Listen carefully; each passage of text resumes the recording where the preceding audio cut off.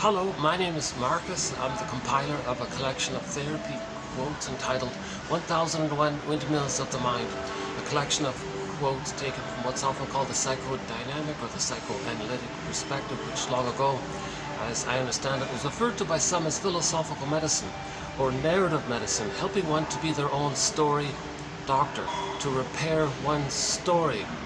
The idea being that if a child has a life event, an event that's considered part of his narrative truth, his narrative story, and if that event overwhelms him to the point where he freezes up and is afraid to enjoy the present, and then goes through the motions of life, sleepwalks through life, and feels that something's missing, that's considered a trauma if they lose their golden ball.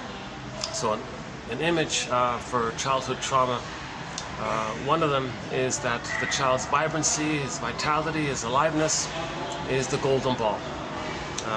So myths and fairy tales are very helpful for describing the internal going-ons of relational trauma, developmental trauma, attachment trauma, strain trauma, arrested development, developmental arrest, stunted development, where the child is sort of fixated at a certain point in his emotional development. So that pureness, that aliveness, that vitality is often the golden ball. So for example, if the child is traumatized and he can't have that golden ball anymore, it's too painful to have it, it gets lost. It goes down a well. So the golden ball can go down a well. Or it can get put into some storage and it's locked in some kind of locked place. Now the golden ball is a symbol for all of our feelings. So let's use the film Inside Out, where the characters joy and sadness sort of represent the wide range of feelings that a person can have, from the spectrum from joy to sadness, being the primary emotions for a person, representing a shorthand to represent our feeling self. Our feeling self. We live to the extent that we feel.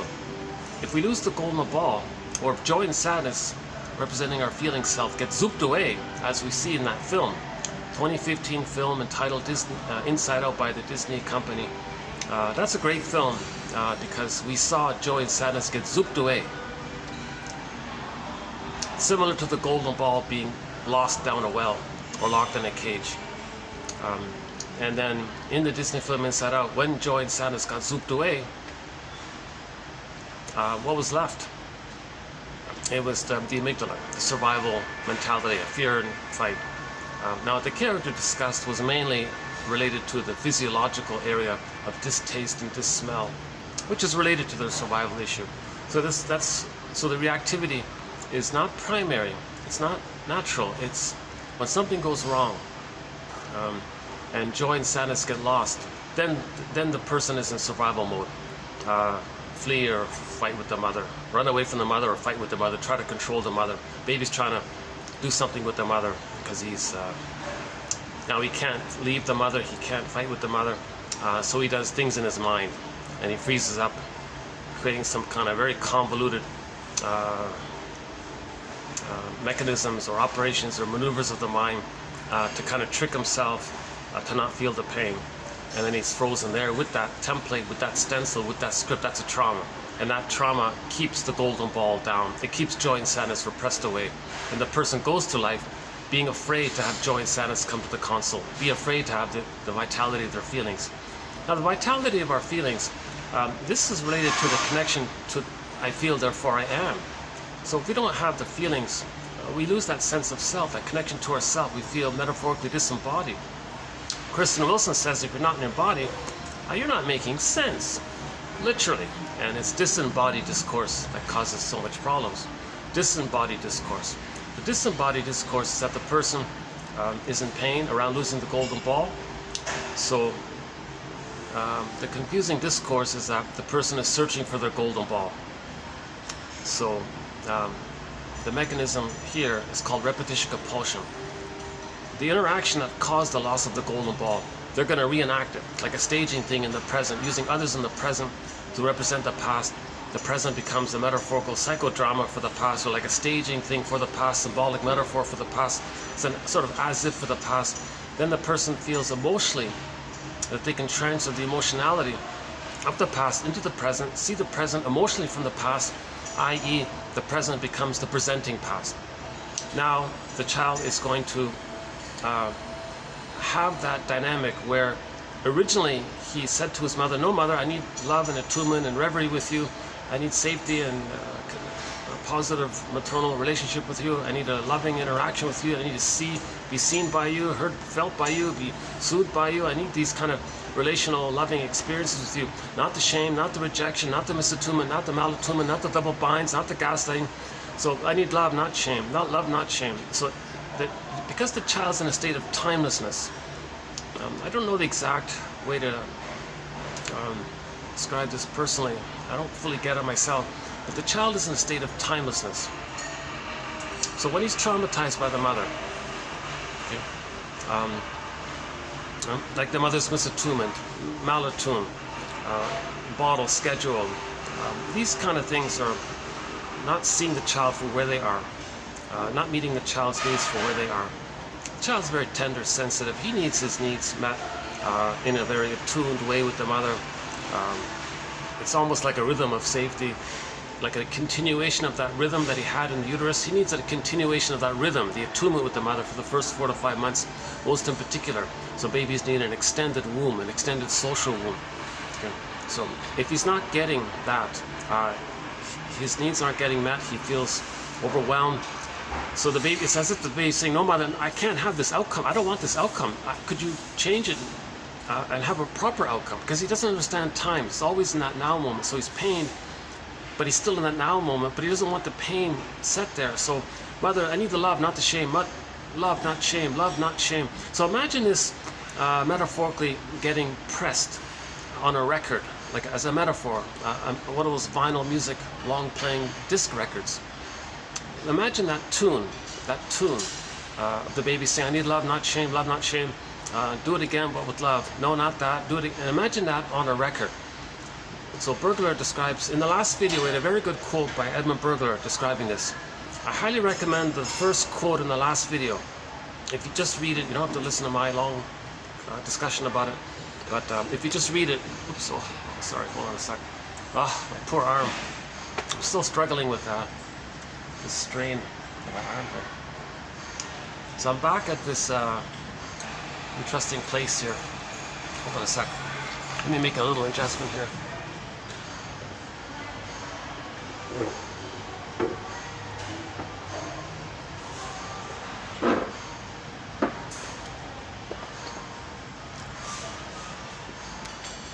I try my best not to disturb anybody, so I might move a few times. So yeah, I'm beginning this video with an air conditioning run right off the bat. When I cool off, I'll go up to the sauna. I have an agreement that I can use sort of the lobby area near the elevator if there's no event, but there's no AC there. But it's quiet, so I like it. So it takes me a while to cool off. I'm impatient, so let's start the video while I'm hot in the AC area in the lobby here. So there's lots of distractions here. So anyways, enough about my logistics. But you know, there's a possibility that venue I used in the last video, I might be able to go back there again. We'll see. It's sort of a touch and go kind of thing. We'll see. Hopefully I can use that old meeting room. So I got to check in about that. Check in further with that one. That's great, because when I have a quiet place, I can really just let loose kind of thing, and things can flow, and my video is more efficient.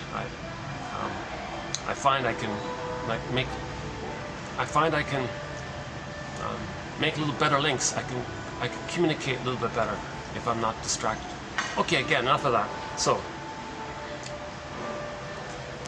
the baby needs his what they call his symbiotic needs, his self-object needs, where the mother functions as a self-object or a symbiotic object, meaning the mother's just there to meet the baby's needs. It's all one way, okay? Just in time, right on time. Let the music play on. It's attuned. It flows. If the baby's not getting that, he's pained. Now that's psychic pain, emotional pain. Baby doesn't want to be in pain because of the state of timelessness. There's a little confusion about this. The baby's in a state of timelessness. But it's going to get recorded. But it is going to get recorded. It's going to become an imprint. But he doesn't know it yet. So the baby's saying, I don't want an imprint where you shamed me. But he is being shamed. But he doesn't know it yet. Something like that. So he is being shamed, but he doesn't know it. So mother, do it right. Again, a huge question mark about this. So there's a theory called repetition compulsion. When there's trauma, we repeat with the fantasy that we can change the past, undo the past, correct the past, get the loved past that was needed, because we don't want that painful past. So we repeat and search for a better past. It's ridiculous. It doesn't work. A person can have 20 lifetimes repeating symbolically what happened with the mother, with others in the present. Due to the unfinished emotional business with the mother, where the child froze up, couldn't know the story. That's the Scarecrow in The Wizard of Oz. Lost his feelings as a Tin Man in another place. The tooth being like that means he's disembodied. That's the Cowardly Lion in another place. So things are very fragmented. Heart, mind, body sort of not aligned, misaligned kind of thing. That's a trauma. And then we feel like we're sleepwalking through life, going through the motions of life, living the unlived life, the provisional life. Yes, the person can still get 10 PhDs and all that. We're not talking about that kind of thing. Yeah, I got some people right beside me there. Hope I'm not bothering them. Hold on a second. Let's see. Okay, they don't see to notice me. Okay, that's good. Let's do this then. This is sort of the best spot around here, right by the windows. All the light is here. Lots of nice light around here. Love these floor-to-ceiling windows. Yeah, great.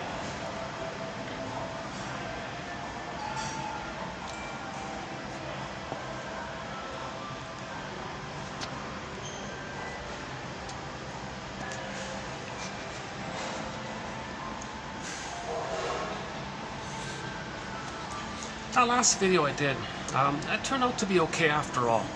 I was sort of stumbling. I wasn't in the best of moods, but it turned out to be okay after all. It was a longer one, like a 3-hour, and it was the one with burglars quotes. Yeah. Anyways, I highly recommend that first quote by a burglar, one of our mentors, Edmund Burglar, about the record. So I'm still struggling with trying to conceptualize this mechanism of repetition compulsion, where the baby wants the needed outcome, the loved outcome, not the pained outcome, the loved outcome. Because if the baby gets the loved outcome, he can resume development. He can be himself. So there's this kind of life force push for emotional growth, for development. There's always this natural, like a tree grows up. It's a natural phenomenon. A person is meant to grow up, not just physically, but sort of connected to his physicality emotionally, where he's embodied and he's calm and he's been loved.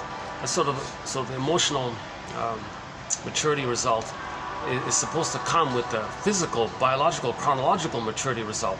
So the chronological age is meant to kind of match the emotional age. But if there's emotional freezing early on, something's saying, come on, catch up with the body, like correct this. So the thing is called repetition compulsion. So so that kind of tune, let's say, Burglar calls it a tune, it gets pressed on a record. And this dynamic is like a conflict, because he wants the love outcome, but he's pained. It's not going to work. He wants the love out. This is like inner conflict. So neurosis is the petrification. It's frozen. It's like stenciled in, like pressed in on that record.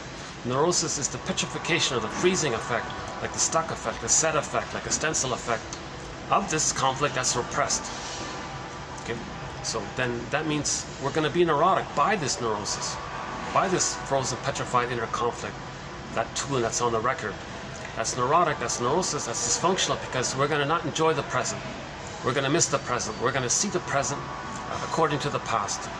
We're going to relate to people as if they're ghosts from the nursery. Now, the person in the present can be us, and the person projecting can relate to, imitate the mother, do unto the other what the mother did to them. That's one form of the record replaying. Or they coax the other to reject them the way the mother rejected them, another form on the record. So Burglar says, every neurotic is a music enthusiast, but he only has one record. He carries this one record with him everywhere he goes. Every time he sees a record player, he spins off that record, that only tune, his one only tune. Okay, with never-ending fiery ardor, he spins off that record like a compulsion. Never-ending fiery ardor, like this compulsion. The pain, it's this force is coming, but it's this compulsion, something like that, right? Again, every neurotic is a music enthusiast, but he only has one record. See, every neurotic would like to have lots of music, a variety of life, spontaneity and creativity and generativity. He would like to have a lot of experiences and enjoy life kind of thing. He would like that. So every neurotic is a music enthusiast, he says. But the problem is he only has that one record, that one tune. And he carries that tune on that record everywhere he goes. In every new interaction with others, in every new situation, every time he sees a phonograph player, a Victrola record player, phonograph, he's going to spin off that old tune again, replaying that thing that went on with the baby and the mother. No mother, not shame, love. No, I want a better outcome. So we repeat, searching for that lost better outcome that the baby was hoping to get, still doing it because of timelessness. Okay? So repetition compulsion is the fantasy that when we replay the thing that took place in the nursery with others symbolically in the present, the fantasy is that somehow magically we're going to get the proper loved outcome that was needed in the nursery. As if the person in the present is somehow going to be the good breast mother that should have existed, that should have been there in the nursery. It's ridiculous, it doesn't work. But this kind of playing that the person's doing, this so-called drama that he's creating, it's like a mirror, it's like a staging thing. The person is meant to see the staging thing that he's creating and know that that's symbolic for what happened. And the person doing this is his own unconscious self, his secret self, his unknown self, his double self. So now myths and fairy tales are helpful to categorize this. Everything that the baby loses about himself, it gets recorded in his non-reporting brain, the unconscious. So let's go back to Robert. Let's refer to Robert Bly's. He's got the best metaphor, I think. He says, by the age of 5, so much of who we're meant to be, our true self, our golden ball, our feeling alive. Now, if we have joy and sadness at the console, that means we have the capacity to mourn losses, because sadness can run the console. We can accept the loss. We can accept the loss. It's this verdict of reality that makes the work of mourning so difficult. So sadness is there for that. Then sadness can swap seats with joy, and the joy can run the console. Joy takes various forms. One of it is the serene, inexhaustible fullness of being. He enjoys the present, not bogged down with traumatized memories from the past. He can relax and enjoy the present, not feeling guilty he's betraying someone, not triggering some past pain if he tries to be himself. He can enjoy the present because he was loved and so on. So that golden ball and who we're meant to be had we been loved, and the capacities of the real self for mutuality, creativity, and to be an elder late in life. So the true self and the capacities of the real self, part of the self, meaning knowing our unique interests and how everyone's has a little rareness, and they can express their interests, and it helps everyone. The temperament is I'm okay, you're okay. Like the normal development is I'm okay, you're okay. So joy runs the console. So joy and sadness are in the bag as well. The golden ball's in the bag. So much of who we're truly meant to be had we been loved. Put it that way. And even knowledge of the event, knowledge of what happened, the ability to make links. So Scarecrow and Tin Man they weren't linked, right? So we have to make a link. There's a fear of that. So that ability to make that link, that goes in the bag. Knowledge of this issue is in the bag. So even knowledge, that's called the ego. That's the Scarecrow, right? And it's damaged, right? So much of our potential, our ego, our feelings are embodied, and then related to that is feeling disembodied and not being aware of it all, and so on and so forth, right? It gets put into this bag that we drag behind us. Okay? So that's a symbol for the non-reporting brain. So the non-reporting brain is called the implicit memory system, the pre-verbal memory system, pictorial memory system. The baby thinks without words in the beginning, no time. This is a fairy tale. It's called primary process thinking. It's different in the unconscious, right? So that's the primary process in there. Now all the energy in the bag, by the way, is called the id. All the energy in the bag is called the id. So where it was, ego shall be. We want, okay, so, but the basic idea is what we put in the bag, we carry that, we drag it behind us. Now, since we don't see it, sometimes it's called a shadow self, because we don't see it, we're unaware of it. Okay. Myths and fairy tales might be like the forest, it's dark, and we don't see what's in the forest. Similar idea. Oceans, deep, we don't see what's in the oceans. Okay, so myths and fairy tales, you might use forests and oceans to describe the unconscious. Okay.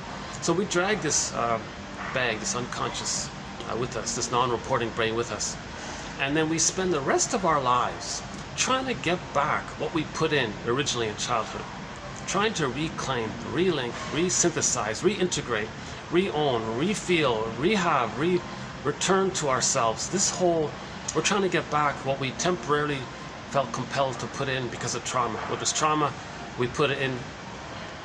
One guy says puts it in cold storage for safekeeping, so it's frozen. Well, now we got to kind of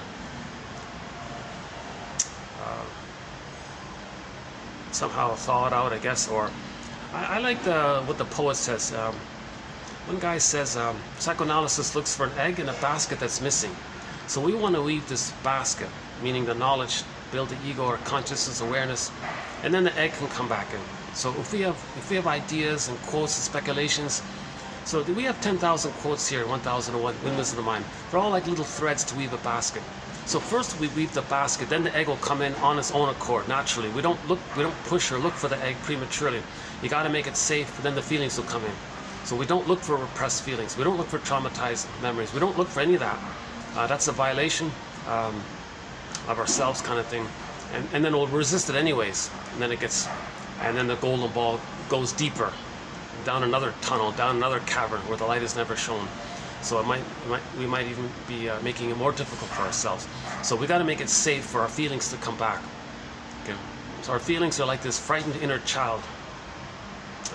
The wounded, frightened inner child. Myths and fairy tales, it might be like the wounded, like some wounded animal in the forest, and and we gotta create the conditions for its healing. We don't want to scare the wounded animal if that represents our soul. We want to help the wounded animal heal, so give him a nest, give him some food, make it safe, create the conditions for its healing, kind of thing. So we want to weave this nest as creating the conditions for our own healing. So that's what psychoanalysis is about. It's a series of questions. These are invitations for mutual exploration. These are ballpark ideas. These are like approximations. These are like guesstimates, hypotheses. These are like stepping stones for better ideas. There's no like fixed set answer here, right? So the idea is that each person has to be their own kind of basket weaver, metaphorical basket weaver. And it's going to be unique for each person. That's why when Robert Bly speaks to an audience, he says to the people in the audience, dear audience, 30% of what you're going to hear in this lecture is wrong. It's up to you to figure out which 30%. Okay, emphasis that each person has to be their own existential detective. Each person has to be their own story doctor. Each person has to be their own basket weaver. So these quotes are just little threads, and people are going to pick, maybe like how birds choose and pick and choose little branches to make their nest or whatever. They're going to pick and choose for unique for them. It's a similar idea. So there's no set perfect formula for everybody on how to weave this basket. Or it's going to be different. It's cyclical. One idea might come along, you put it aside, and revisit it, link it up with something that you read before. So this is sort of this is called the hero's journey, by the way. Joseph Campbell's idea.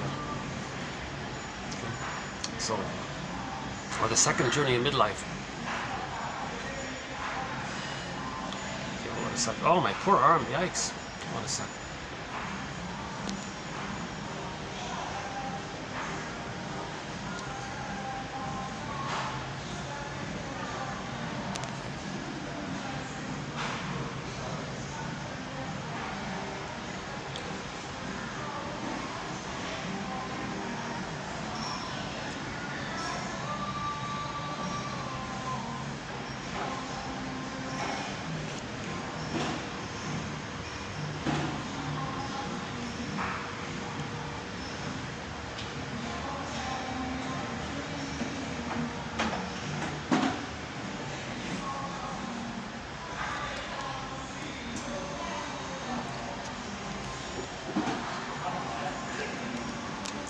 At the end of this video, we have a quote. I just came across, somebody posted a little session Robert Bly gave to a group of men. He discusses the Grimm's fairy tale called Spirit in the Bottle. It's sort of like an abbreviated short version of the Arabian Nights tale. So we'll try to discuss that. I try not to get anybody in the camera, but once in a while it happens by chance. Okay, so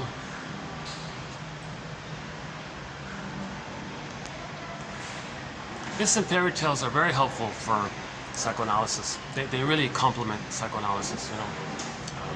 Myths and fairy tales are metaphors for psychology. Now we're using more jargon to try to make it more specific kind of thing. But we need the metaphors. Hold a second.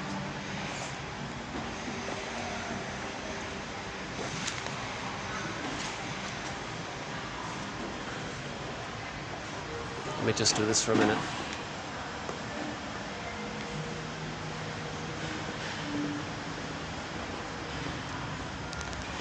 Oh gosh, I appreciate these guys letting me use this space here. That's great. I'm in between the lunch and the dinner, so it's quiet during this time usually. During the week.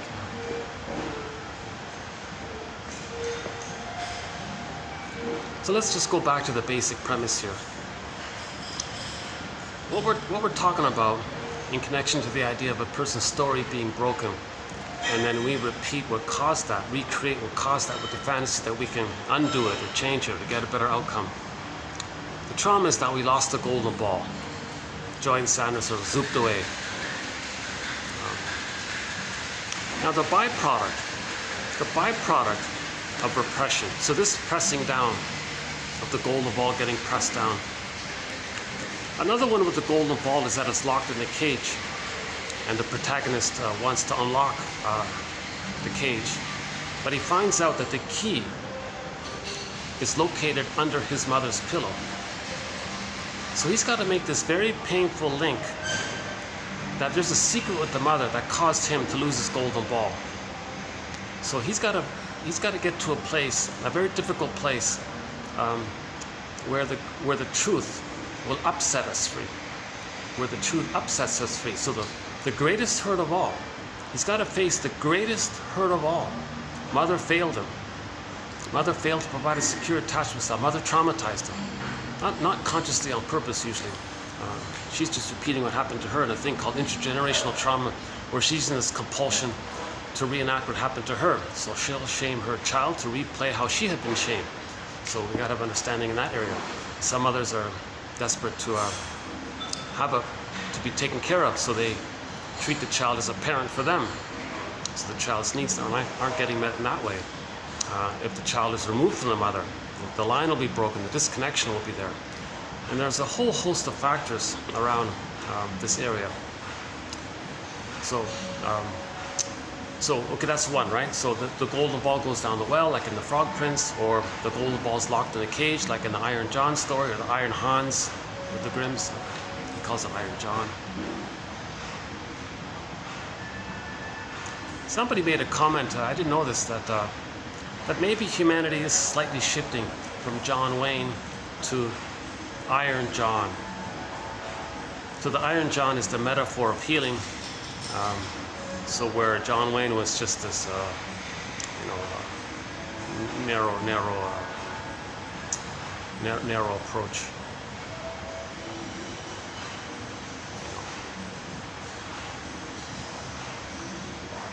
Not a perfect sort of representation of the shift towards healing. Somebody offered it, some idea to consider.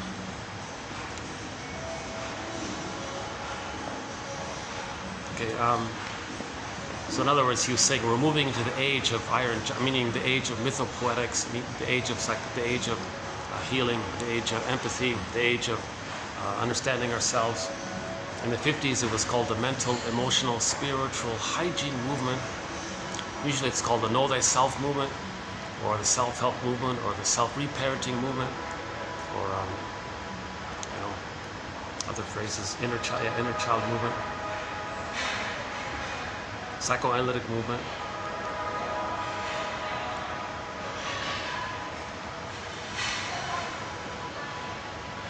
A very good starting point is from Confucius, from 2500 or 3000 years ago, whatever the dates are. Confucius said to his students once, quote, "Dear students, when I'm in a party of 3, I always have 2 teachers. To the one I admire, I study from him.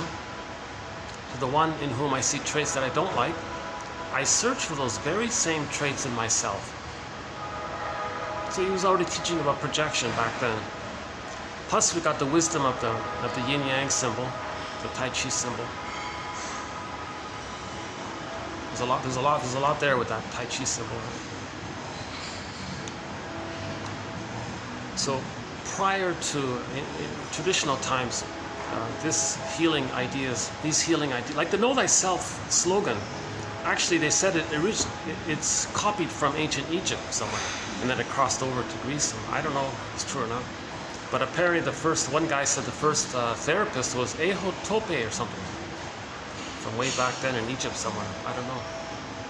Ehotope, I forgot, I'm not sure how you pronounce his name. Ahop or something. Because he was emphasizing that healing is holistic. You got to treat the person as a person. The symptom means there's a disturbance, so heal the whole person kind of thing. Not just treat the symptom while ignoring the person that caused the symptom, that whole area. He started that idea, according to one author. Anyways, okay, so the golden ball, this getting pulled down the well, so that's like in a dark unknown, that's in the brain, non-reporting brain. We don't see it, like the bag that we drag behind us, called the shadow self. So it's in the shadow.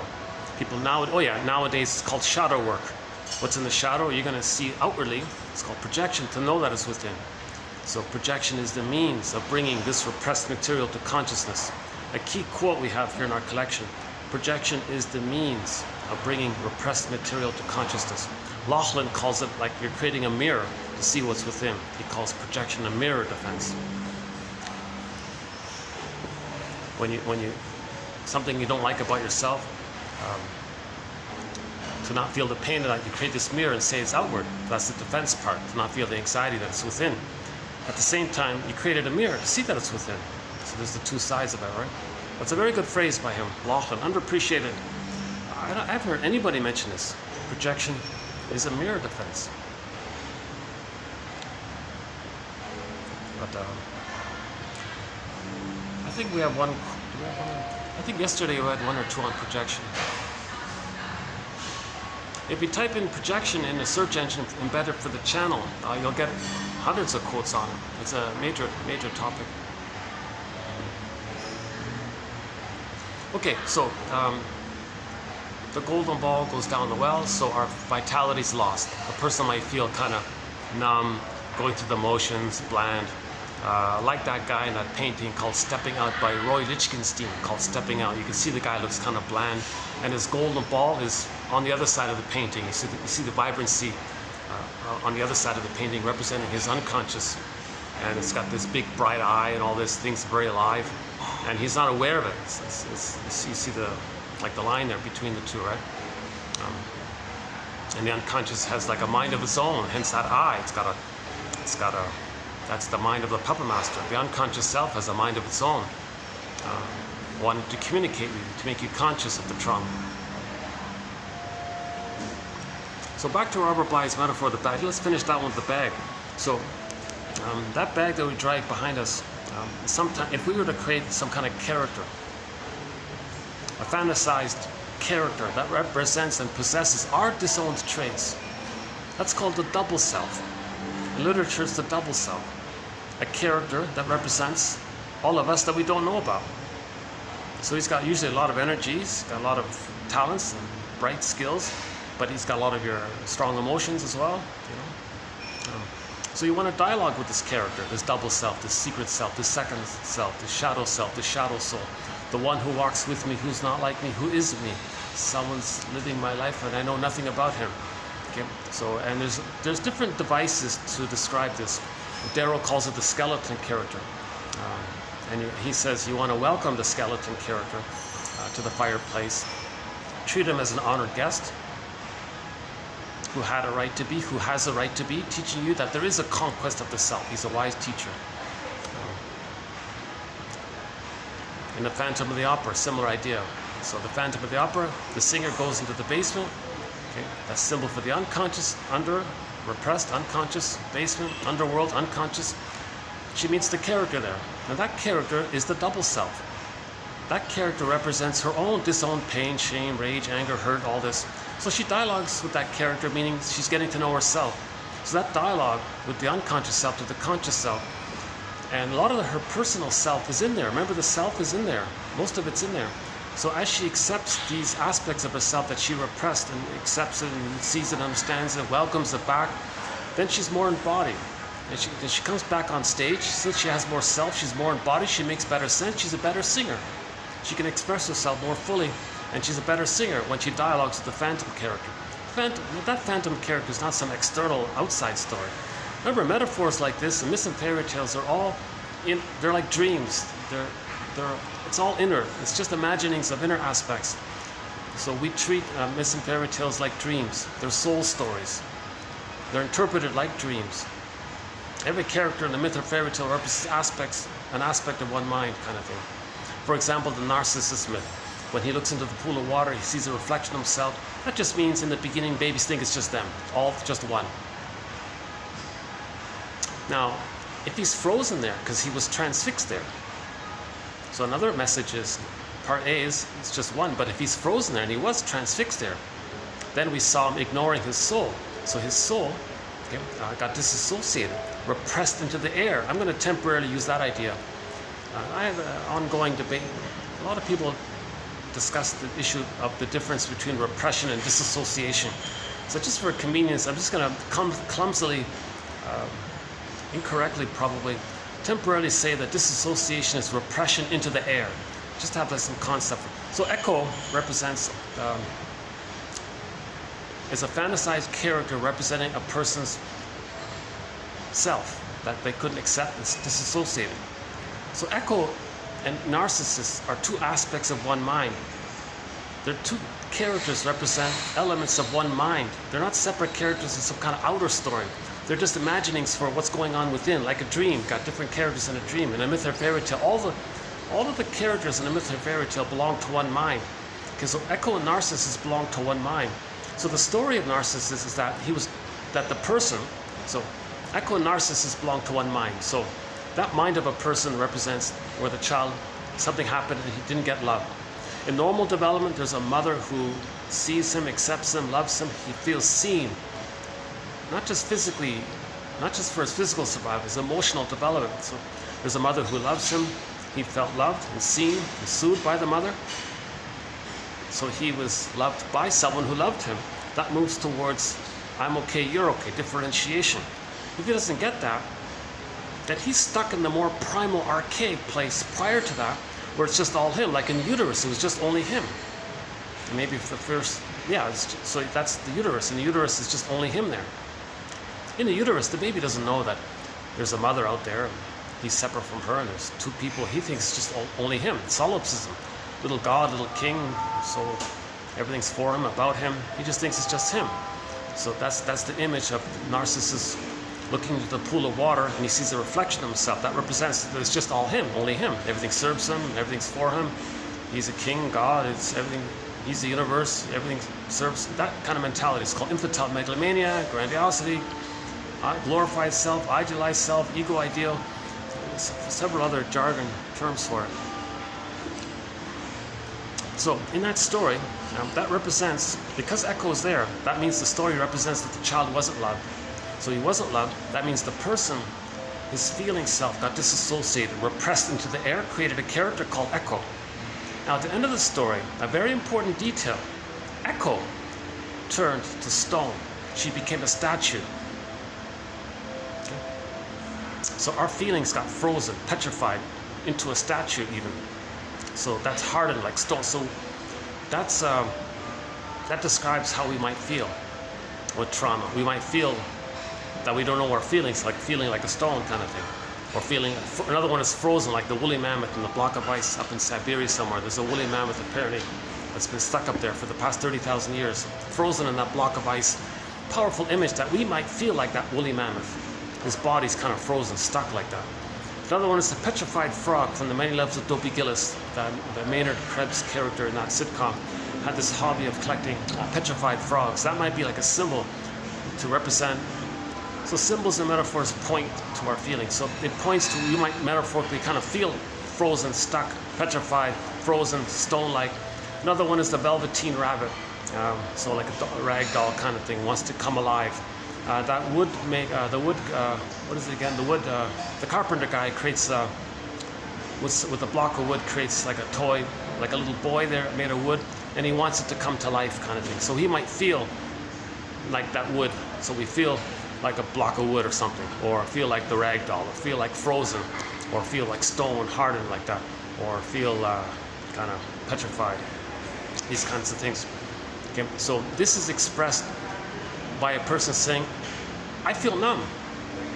I don't know what I feel. Now, Elvin Semrad makes the point, first of all, you're never not feeling. If you're feeling nothing or numb, that's because the mercy hormones called endorphins are numbing you over the underlying psychic pain. So that's the mercy, to not feel the pain, so you feel numb. Okay. Shall I compare thee to an onion? But underneath is the issue. Underneath is psychic pain, emotional pain. Okay. Nobody wants to feel pain like this. So this is part of this innate, this clicks in with the innate drive for healing, to get back to golden ball, to not feel pain. If we feel so much pain, we're going to dwell there, waiting to get out of that.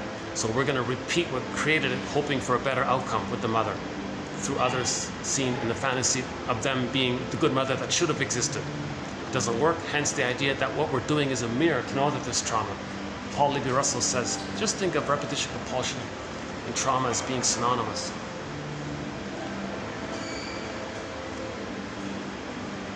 Try not to get in anybody's way here. Maybe I can go back here for a minute.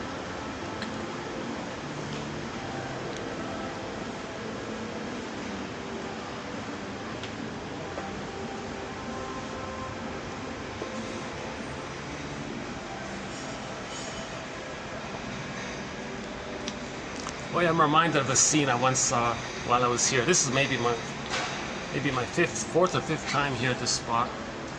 There was a couple down there. I just got a little glimpse of it. They were madly in love. They were fused. They were like one in their, like they fell in love. They were transfixed with each other. They were like one, as if they were on their honeymoon or something like that, right? So we talked about that. Yeah, we have a thread on transference love. This whole falling in love issue under the topic. The heading is transference love, puppy love, infatuation, infantile love, where you recreate the symbiosis. You recreate the needed bliss that the baby felt that was missing, with someone who reminds you of the mother in some way. That's a whole discussion. 25:35 to 9, is that right? I think it's 25. I think it's 25:35 to 9 or 24:35 to 9. One of those ones. It's either 24:35 to 9 or 25:35 to 9. It's a 5-video special run. We did 130 quotes just on this whole issue of passionate love, romantic love, puppy love, infatuation, where you're spellbound, transfixed, love trance. That's the whole topic there. The feature, the supporting song for that topic was the Doobie Brothers, What a Fool Believes, that one there. And in the last video, we had a quote from Berger that neurotics can only transference love. So in other words, the discussion was centered around the difference between love, abiding love, genuine present, I'm okay, you're okay love, enjoying the present, versus this transference issue where you're seeing the person in your fantasy that they can be the good mother that should have existed and then provide what should have occurred in the past. So you have this great excitement around. We create like getting a second chance with the mother. From an emotional point of view, yes, cognitively you know the person isn't the mother from the past, but that's why you're drawn to them and got excited, because you're going to resume development. You're going to pick up where it got left off with the mother, unfinished business with the mother.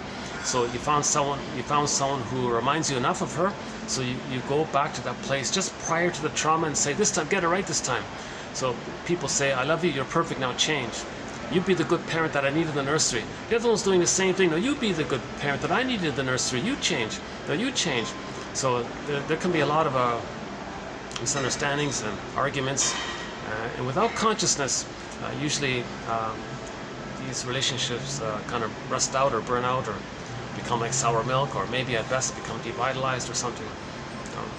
Because no one's being seen for who they are in the present. Neither of them are enjoying the present.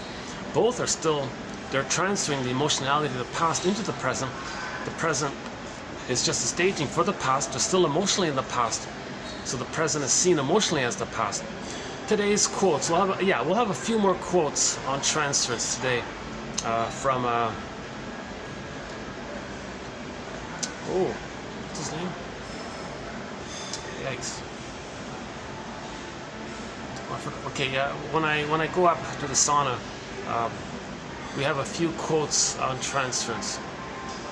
Okay, I'll mention his name when we get up there later.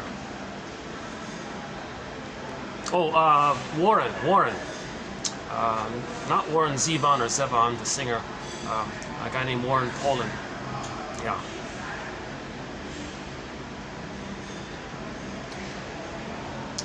We have a few of his quotes up to this point. So today we'll add a few more of his quotes. Maybe in the future we'll have more of his quotes. Not bad. He's one of the better authors, I think. I'm guessing so far at this point. So I feel hopeful. He has his own little phrases for transference. It's different, but it's okay. We did some unique material by Lawrence Hedges recently. We did some material by Marie-Louise von Franz recently. So we're posting some really interesting, exciting quotes. Very enlivening, very hopeful. Rumpelstiltskin, we're trying to symbolize. We're trying to put words to something that's hard to represent or symbolize. I.e., we want to leave the ghosts to rest, and the ghosts become ancestors serving us, then we can enjoy the present. Hans Lowald likes to use this metaphor. Okay. So let's finish up the other symbols for repression. So we mentioned the golden ball getting pressed down or locked in the cage, joy and sadness getting zooped away. A very common one, a very popular one is Miss Kor. In the myth, Demeter, Persephone, and Kor. So this young maiden was on the field, earth opens up, she gets pulled down into the underworld. So that pulling down and the loss of that pureness, the innocent woman got pulled down, okay, that's called repression. So something pure, innocent, like the maiden, or vibrant, when it gets pulled away, joy and sadness feelings gets pulled away. In the Atalanta myth, the king sends the baby into the forest. Like, whoa, it's a pure, innocent little baby lost in the forest. Today's quote, one guy he describes the forest as, you don't really see clearly, like in the distance, what's inside, so it's unconscious. So the baby's lost in this unknown, dark kind of place, right? Okay, so the maiden, Miss Kor, got pulled down into the underworld. Again, the underworld is the unconscious. Okay, now, the baby's very shamed by this, so he feels this burning, biting feeling of shame. So the backdrop imagery of the underworld is the hell scene or the inferno scene. Again, myths and fairy tales describe inner life. Myths and fairy tales describe psychic inner, emotions are inner. So how do we describe the emotion of shame, this burning, biting feeling? So they came up with the hell scene with the fiery thing. Huh? That's just shame. You feel embarrassed, your face turns red, you feel shame, burning, biting feeling. Now rage is a part of it, so baby felt enraged, so it could be a part of it. Now, but the character that pulled down, okay, the character that did the zooping down, that's in reference to the baby thinking that the mother wants to eat him or devour him or something. The baby has a basic need to take in milk, not just milk, but the relationship with the experience with the mother. the soothing interaction and the memory, have the memory take in. So the baby has this kind of like basic need, no greed. But if the need's not being met, he becomes angry. First he's scared, he's terrified, then he becomes enraged. Then he has this fantasy that he can control the breast, devour the breast, so-called oral greed. Now again, that's too much excitation for his little system, so he's going to project his traits of devouring, oral greed. Okay, he feels like the hungry wolf now, but he's enraged at the same time, but that's too much for him to deal with that. So he's going to say mother's that. It helps a little bit to not feel the stress. So projection is a trick to help a person not feel too much stress. So he feels immense stress by the mother shaming him, misattuned, malattuned. So he says, oh, the mother's a devouring monster that wants to eat him. Like in the Cyclops was eating the people. So the witch won't eat me, title of a book. Hansel and Gretel wants to eat the children. Even the animated film, there's like a kids cartoon of the Spirit in the Bottle by it's called the Grimm's, animated Grimm's Classic Tales or something. In that version, there's a scene where the jinn, the genie, all the repressed memories and energy and all this, there's an image where that monster wants to eat the kid. You know? So there's another form of it. So it's a projection. The baby's unmet need turned into oral greed. He wants to gobble in the breast, possess the breast, have a stable, reliable. So he's enraged. Come on, mother, do it right. So he's fighting with the mother now. Change, mother. Do it right, mother. So he's like cornered. He's desperate. In the beginning, he just wanted to flee, but the baby can't flee. He can't run. Where is he gonna go? He doesn't have enough musculature. He doesn't have motor skills yet. He can't crawl. He can't pick up the phone and ask for help to go somewhere else. He can't do anything. So first he would like to flee. The first is the flight, but he can't flee. So his brain says, well, if you can't flee and you're cornered like this, well, the brain sends him more stress hormones. Well, then fight with them. So now the baby's like making the gesture of biting the breast or screaming and crying and flailing about him. He's enraged and all this. Now he's got this fantasy. Come on, mother. Now, at some point, he can only do that for so long. At some point, he's going to do this trick where he's going to say, okay, I got to trick my brain here to stop sending me all these stress hormones and cortisol.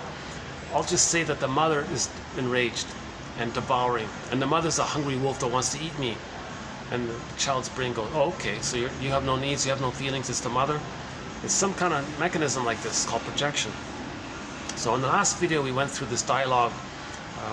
So I'm not going to do it here again, but I've been experimenting in recent videos with an imaginary dialogue between the child's mind and his own mammalian part of the brain, where the child's brain says to what the child's ego says to the mammalian part of the brain, hold up here, I know you mean well sending me these stress hormones, but I can't flee here. Brain's enraged, well, I'll send you more so you can fight with the mother. Well, hold up, neither works, I can't do this. Now I'm gonna, it's too much excitation for me. It's like a car with one pedal to the metal, gas pedal to the metal, and the other foot on the brake pedal, and press down as hard as I can go. The engine might go kaput, there might be some kind of, so for the person there might be some cells going against the other cells, so-called immune issue or organ failure. The child's trying to survive, not have this kind of bodily failure issue or something like that, right? So he's desperate to trick himself. So the child's mind says, okay, mammalian part of the brain, you're sending me these stress hormones because I'm enraged and I have these unmet needs. Well, let me trick you. I'm going to say to you, I don't have needs and feelings. Brain says, how are you going to do that? I'll just attribute it to the mother. So my rage and the mother's a devouring wolf that wants to eat me. Oh, okay. So that eases a bit. But then the brain says, well, how are you going to feed safely? If you think your mother's a monster, that wants to eat you, how are you going to take in the powdered stuff?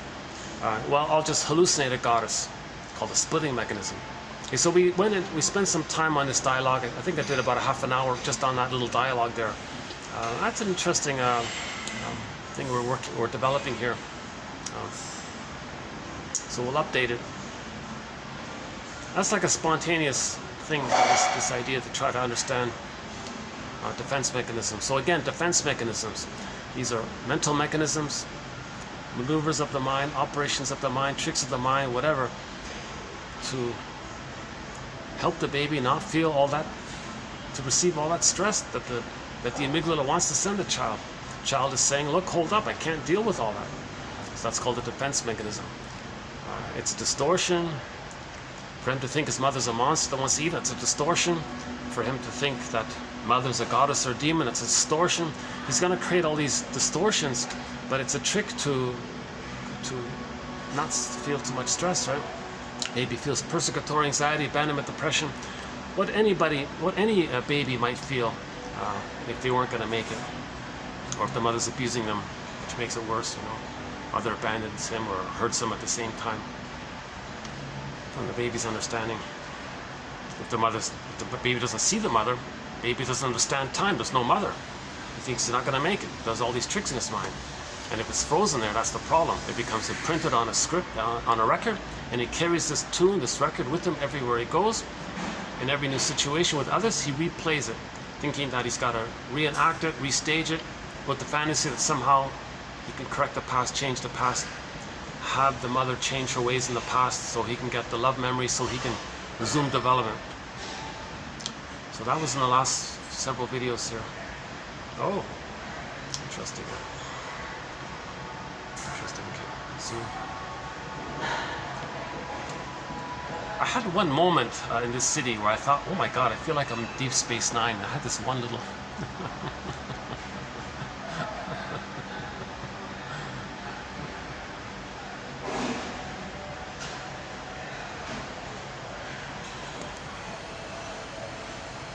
yeah, I think somebody reminded me of a character from that show. Yeah.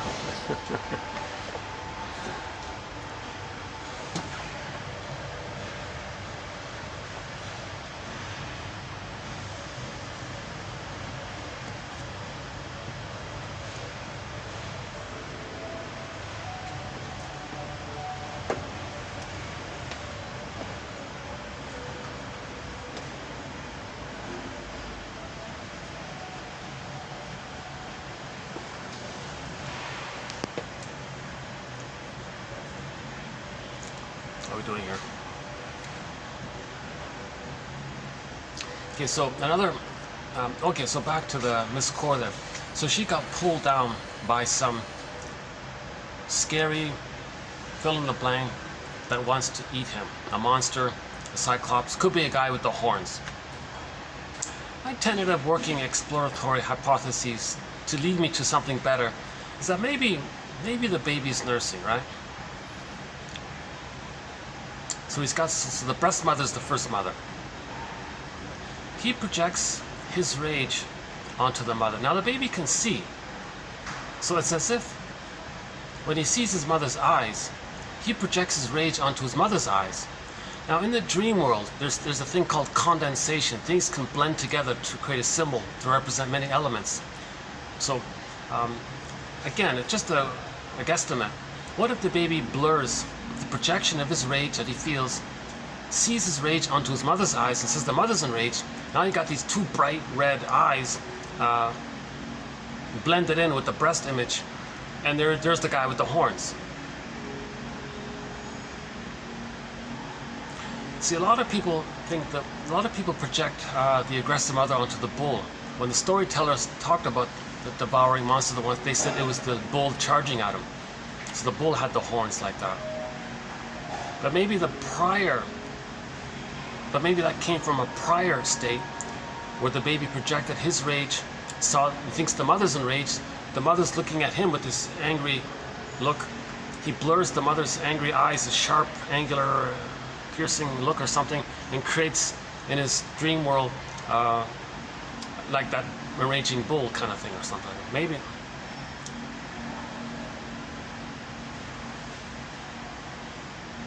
And that's the one that ripped the cord away from him, hence the staff of the three, right? Because the umbilical cord. Mott has the theory about that the umbilical cord is like, you got the main vein, but the cord, the main, and then the staff, and then they got the three veins. So that's the three spikes on the horn, on the rake or whatever. And that's what and the mother caused that. Or the mother inward caused that. There was a problem inside. It got transferred outside. Maybe it was birth trauma or something. Or the baby was in what's called an unwelcoming womb. Anyways, baby creates an image of the mother It's a devouring monster that wants to eat him. It's unrealistic, but that's how the baby tricks himself to not feel too much stress with the mother's misattunements, malattunements, doing it wrong, shaming him, using him, etc. He thinks the mother in that way. He wildly exaggerated. So this, again, the source point is he can't accept and know his rage and his devouring hunger. It's too much excitation, so to not feel the pain of all that, it's too much for his little system to manage and know. He has no basket, he has no nest, he has no consciousness, so he projects it to not admit it. He projects it. So that's the guy who pulls down this core. The baby's concept that the mother caused the loss. Okay, so that's the link to the key being under mother's pillow. Something like that. Okay, another image for repression is from the sci-fi. There's a sci-fi, oh, there's that sky train.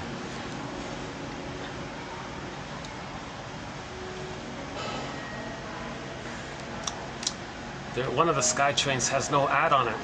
I have a fantasy that there could be an ad on it that says that says 1001 Windmills of the Line, Psychoanalytic Psychotherapy's Greatest Hits, buymeacoffee.com/psychoanalysis.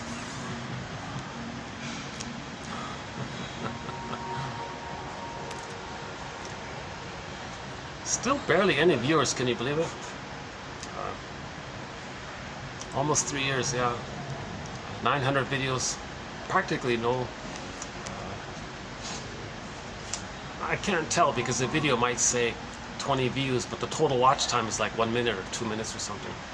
On occasion, on a rare occasion, a video might get like an hour or something.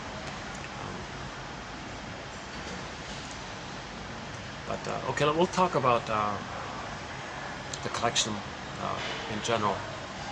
It's a second language. It's a second language. I think it's going to be helpful if anyone wants to be their own story doctor.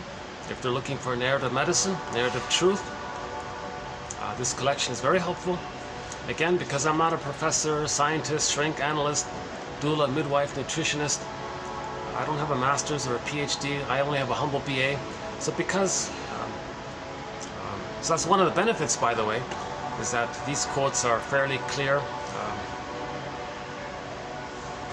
These quotes, as best as I can see them, fit Grice's formula for communication. The 4 points he has, are they relevant to healing? Oh yes. Quality? Oh yes. The manner? They're by doctors. They're by soul doctors. They're trying to heal, right? Oh yes. And the quantity. So these quotes aren't too short, not too long. I think they're just the right sort of length, 2-3 sentences kind of thing. 10,000 quotes. 58 topics. Every major defense mechanism is covered. A whole thread on myths and fairy tales. The psychology of prejudice, psychology of... Fill in the blank. We're getting there. We're including more and more topics as we go along. Psychology of art was recently added. Included in that was the music one. 25, 41, and 2 for that. By Grassi and others.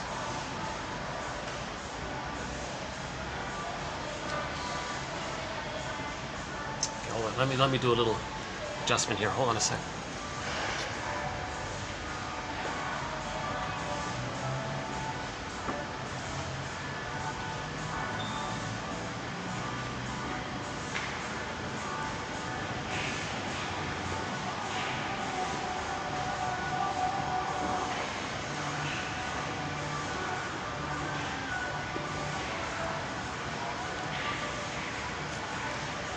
Okay, another image for repression is there's a sci-fi TV show called The Room. It just ran for 1 season. This innocent little girl opens up some door to some room. Nobody knows what it is. She walks in and disappears. Poof. Right? And the father has to run in and find her. And the whole series was around finding her. Where is she? So another image for repression. Something pure gets mysteriously lost in some unknown, unclear, where is it kind of thing. Okay, so all of these kinds of images, something innocent like the baby and the daughter and this core, okay, something animated like the woolly mammoth frozen in the block of ice, the petrified frog, even in back to Iron John, the dog gets pulled down into the lake all the time. And when Robert Bly gets to that point in the story, he pauses and says, "This must be the place. This must be the place." You know, so the dog is just animated. He's just, so when we feel animated. Right? So these are different aspects of our true self, our healed, healthy, normal beingness. Feelings embodied, pure, special, innocent, animated, etc. And there are numerous other motifs in myths and fairy tales that describe repression. So again, fairy tale motifs describe psychological dynamics. Likewise with myths.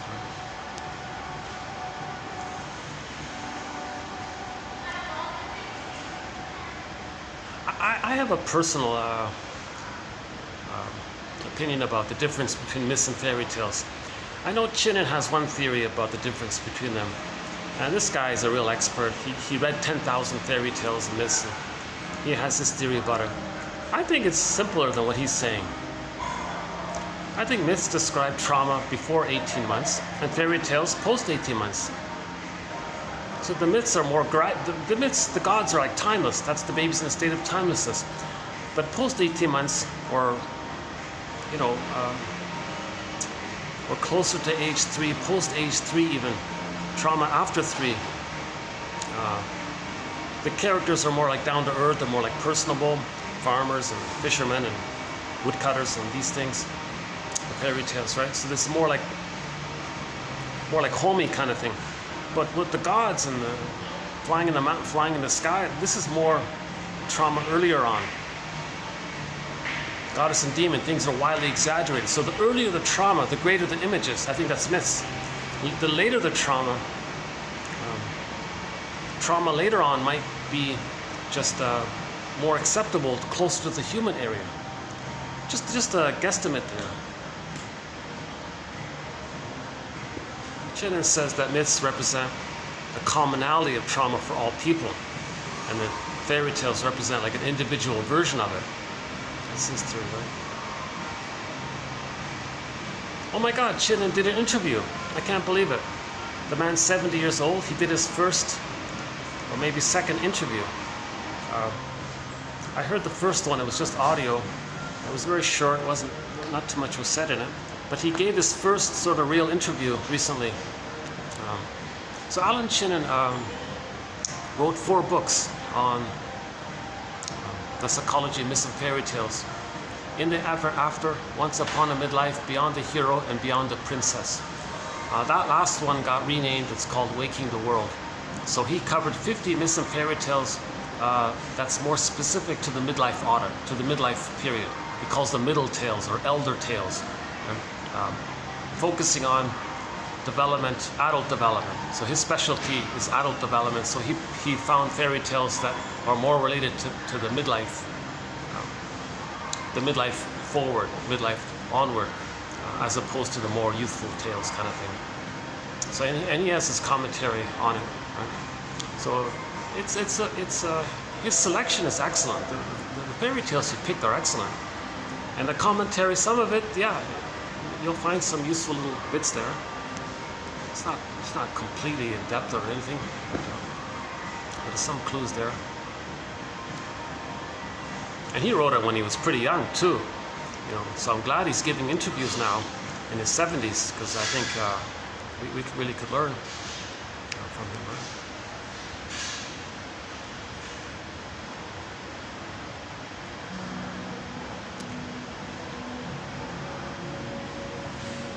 Now, I have a lot of questions for him, yeah. Actually, the interviewer asked him a question I also had in mind. Why didn't Robert Bly work with him? Like, why did Robert Bly surround himself with all these, oh God, all these aggressive, kind of crude, unhelpful, what a loss, because Robert Bly had to entertain his assistants. Was he compelled to take him on or something? Were they handlers? Were they watching him? I don't know what it was, but like, for example, if you listen to the most recent one posted called Arrested Development for Men, you'll hear his two assistants monopolizing the workshop. And they're just saying, they're just interrupting, I want to be son and boy, look at me, I'm saying something. Don't interrupt me. And like, these are like, one guy sounds like he's drunk or something. What do you have some violent drunk guy being your assistant, pretending to be a helpful, yeah, I'm a mentor, listen to me. Like, oh my God. See that? It's a pretty good, I'm just surprised why that's there, why it's like that. So the interviewer said, why didn't you work with Chin? Oh, he didn't say it that way. He said to Chin, and did you ever meet Robert Bly? Oh, I went to one workshop. And go on. He couldn't do it. Couldn't say anything about it. So someone scared, I think someone scared him off. Someone, get out of here. You know, maybe he received some kind of maybe he was a victim of prejudice or something. Because Robert Bly should have just worked with him.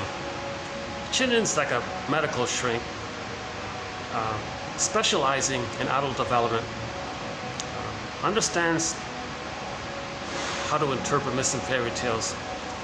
No one else can do it.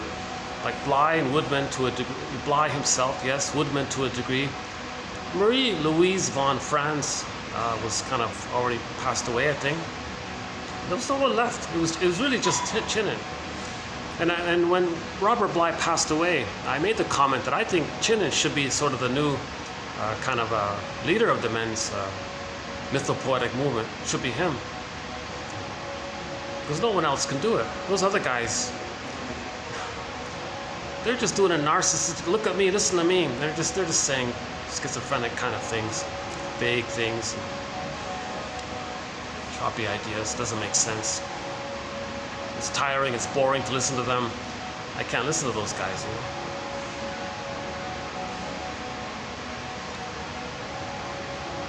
Chinin has his style, but he's helpful at the same time, right? And the interview loved it. The interview was really, he appreciated Chinin's, that interview. So hopefully Professor Chinin will do more interviews, you know.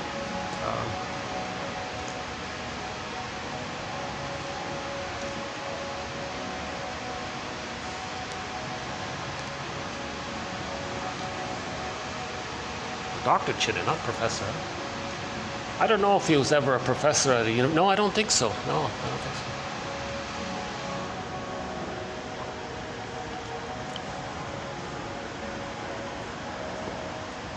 so. Okay, enough about repression. So we have several symbols already of repression. Oh yeah, by the way, when Miss Core got pulled down, in one version Demeter went down, Core came up. She became Persephone, the return of the soul. So we're healed. Joy and sadness came back to the console at the end. That's healing. Okay. Core became Persephone, healing. Okay. The little daughter in the sci-fi show The Room, she came back. That's healing. The princess got up of the golden ball, and the frog became the prince and all this. The white bear, King Valamon. The prince was going to marry the boar queen, the monster that wants to eat him. So she saved him, and they had the wedding there, right? So usually there's a wedding at the end of these stories. That represents the balance, the yin-yang, the balance, the integration, the acceptance. The healthy feminine principle, the feelings, leads to the healthy doing, the masculine. If the feeling is damaged, then the doing is distorted. In men and women. Okay, so the byproduct of repression. The byproduct is we may feel, as mentioned earlier, like the velveteen rabbit, like the wooden toy, boy, doll, or whatever, or frozen, petrified statue, stone, etc., unreal. So that's for, yeah, I see that ad a fair bit, yeah. But it's nice here today. I don't mind it today like this.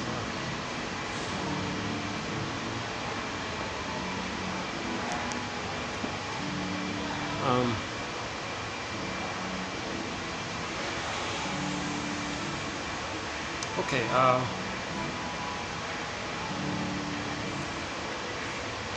And we mentioned the Wizard of Oz, that when there's trauma, the image of not knowing what happened, that's the scarecrow.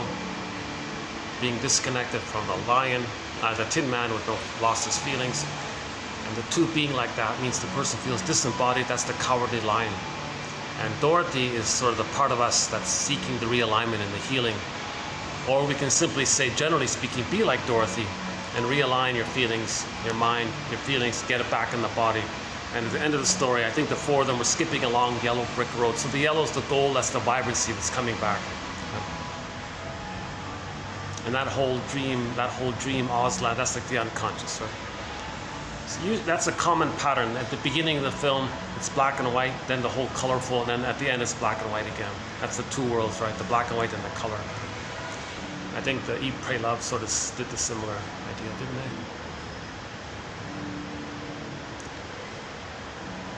There's a French fantasy comedy film called Two Worlds. I'm talking about the comedy fantasy film. It's okay. It's not a great film, but it does show the whole hero's journey clearly. In the mundane world, he wasn't very confident. He fell down the rabbit hole. He zooped to this other world, and as he worked through things and faced things and understood things, and symbol for introspection and self-reflection, then when he was zooped back to the land world, he was a little better. He was more confident, and he went down. So as the inner was healing, the outer was healing. Fix the inner, the outer. So when the inner is healed, the outer behavior is healthy. So he became healthier when he healed the inner. So outer health comes from inner health, put it that way, right? So back to the spirit in the bottle. The story begins with the guy tried to become successful. He couldn't do it. He failed, right? So he came back. Then he had to do introspection and face his feelings and recognize his inner life. And then it got to a point where he can recognize the two sides. That's the cloth, one side that heals wounds, the other side that converts metal to silver. So you heal the inner, the outer becomes more vibrant and more bright, but you got to heal the inner, the wounds. You got to accept the wounds. Then you're doing, as you heal the inner, the wounds, then your doing will be better. That's the two sides of it all, the yin and the yang, right?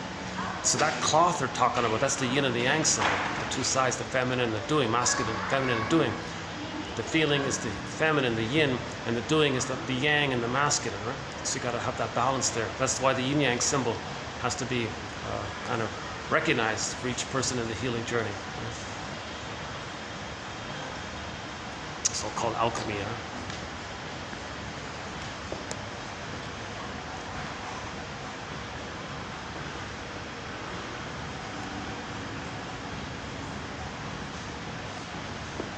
Okay, so let's go back to Edmund Burglar's metaphor of the record. If the mother does a thing called straying trauma, where she doesn't change her ways, she just keeps traumatizing the baby again and again and again. It's a strain. At some point, early on, before 18 months, at some point in there somewhere, he does a very drastic thing.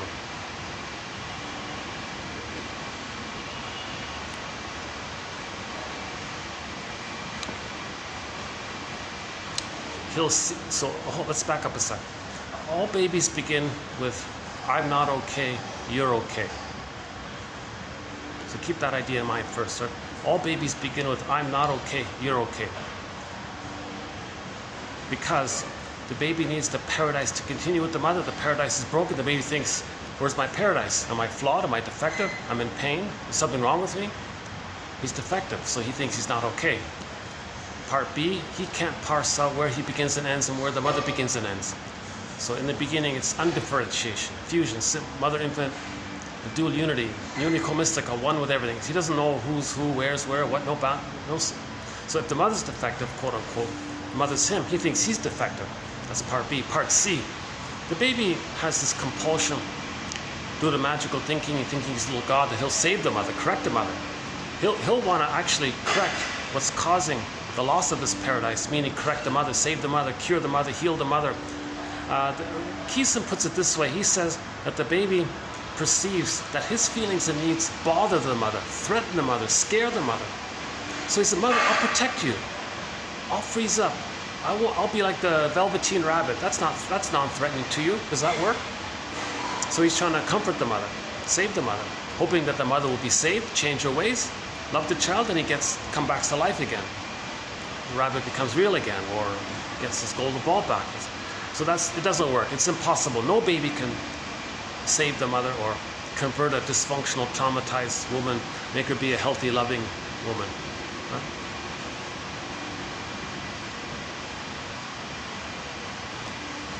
I gotta admit, it is a kind of a unique. This is sort of a fun little spot here. I really like this little spot here. A nice little spot.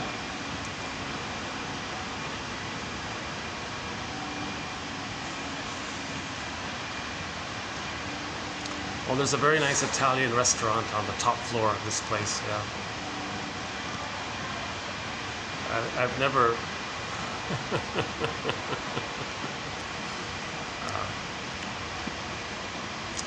I'm planning on my birthday to have a pizza up there, right?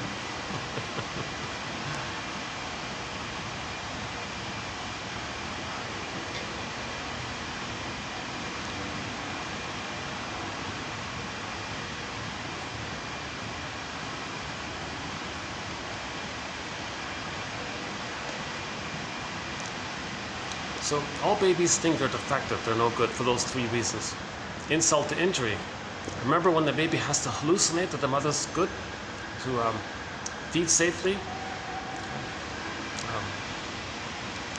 He's got to survive, so he's got to make it up that the mother's good. The act of doing that equates to him feeling that he did something wrong. Now he feels like he committed some kind of invisible crime, some kind of hidden guilt is taking place. Unconscious guilt layered on top over the underlying unconscious shame. So the shame, the defectiveness, no good, that's his identity, that's the shame. Now the guilt is like the doing side of it. So it's like a layered thing there. So he really feels bad now, right? I'm no good. So the mindset is I'm no good, and mother must be seen as good, so you're good. I'm not okay, you're okay. All right, yeah, I'm not okay, you're okay. So all babies begin in the beginning with I'm not okay, you're okay. That's the theory.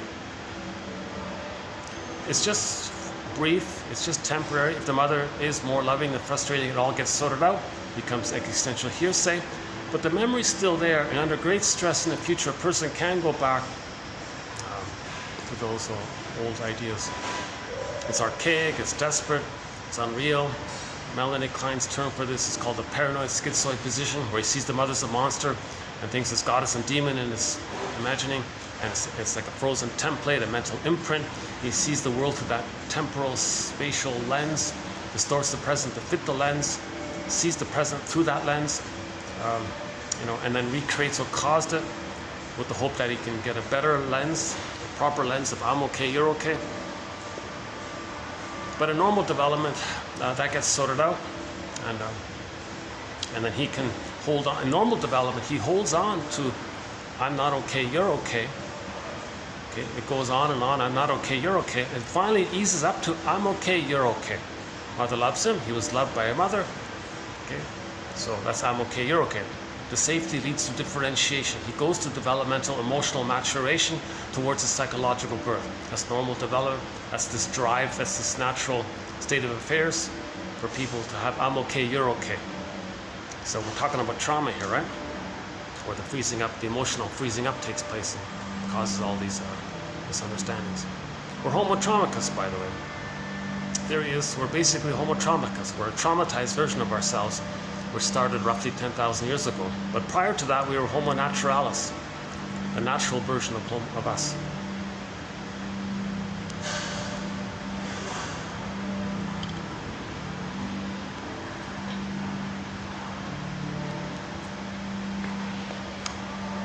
So if the baby can't go to I'm okay, you're okay, and before 18 months, it's so painful. Before 18 months, he can't hold on to it anymore. He can no longer say, I'm not okay, you're okay. So what is he going to do then? He'll project his soul, like his self-concept, his whole identity, his true self-identity being so shamed and devalued and guilty and wrong and defective and fill in the blank, and he'll say others are that. He'll say others are not okay. Now he'll hold on to the original grandiosity. All babies start off like in the womb thinking it's all them, so they think they're little gods. So they'll take that and say I'm okay. It's a false. It's ironic because the baby wasn't a god, but they'll take that. It's a loop. That's why narcissists. That psychology is based on the flower narcissus, that little white flower called narcissus, which gives people a dreamy-like hallucinatory effect. So that's crosses over to the psychology idea that the person is going to hold on to that dreamy, illusionary effect that they're a little god or something. So they're going to say, I'm okay. It's a fake, dreamy I'm okay, but he'll take refuge in that. Because that's what the baby had in the beginning, this illusionary thing that they're little gods. So they'll take refuge in the grandiose part self. But the true part self, being so shamed and unloved and all, he'll say others are that. So now, related to this is a thing called identification with the aggressor.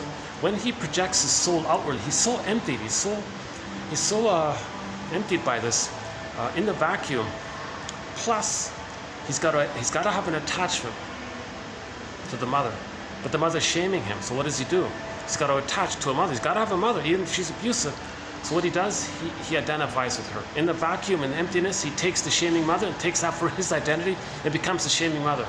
That fuels his grandiosity. Yesterday's quote by Bergler, that fuels the grandiosity. So when he identifies with the shaming mother, that'll amp up his grandiosity, because now he'll be like her. Now he's active. So when he's going to be like, okay, so in the repetition compulsion, in that scenario, the mother shamed him. He identifies with the aggressor. He's going to shame himself, but where is himself? Himself is unaccepted. It's projected onto others. So he'll say, I'm okay, you're not okay. So he'll go through life with that tune. Okay, the one version of the repetition compulsion is he'll replay how the mother shamed him by shaming others to reenact how the mother shamed him. Okay, in whatever form this takes, right? So if it's the bully pattern, he'll be very controlling, and Iago pattern. So a lot of the personality patterns can spring forth around this area called the Stinger personality patterns as a shorthand. And I'm not going to do them here this time, but there are several personality patterns that spring forth in the Stinger category. Stinger because they're going to shame others, hurt others, to replay the mother hurt them. That's the record they're playing, the tune they're playing over and over again. Okay. Every neurotic is a music enthusiast, but he only has one record. Every time he sees a record player with never-ending fiery ardor, he replays that tune. Okay. So the tune is mother shamed him. He identifies with the aggressor. He's going to shame others to replay the mother shamed him. And those are the Stinger personality patterns. So he's saying, I'm okay, you're not okay. So he thinks he's like in that like godlike area. Like he thinks like the way the baby thought. It's all about him, primary narcissism. Things are utilitarian. Useful, fine, not useful, forget it, don't care. Either or thinking. Now, his philosophy in life comes from the scenario where the baby had the oral greed, the oral rage, sees that onto the mother, acts like the mother. His philosophy is, well, it's either eat or be eaten. Because the mother wanted to eat him. He's going to be an eater. He's going to be the aggressor. Eat or be eaten. So he'll go through life with slogans saying, oh yeah, life is just eat or be eaten. It's a me or you, or it's my greed or your greed, my envy or your envy. He just has this traumatized brain issue perception of the survival of the amygdala, because the baby thought he wasn't going to make it. So what kind of beliefs is he going to create when he thinks he's not going to make it with the frustrating, traumatizing mother who's on the phone too long and maybe didn't even want the child, or mishandles the child, rough handles the child, or is impatient with the child, or has all of her unconscious fantasies onto the child, is too triggered by the child's presence, what happened to her when she was a child.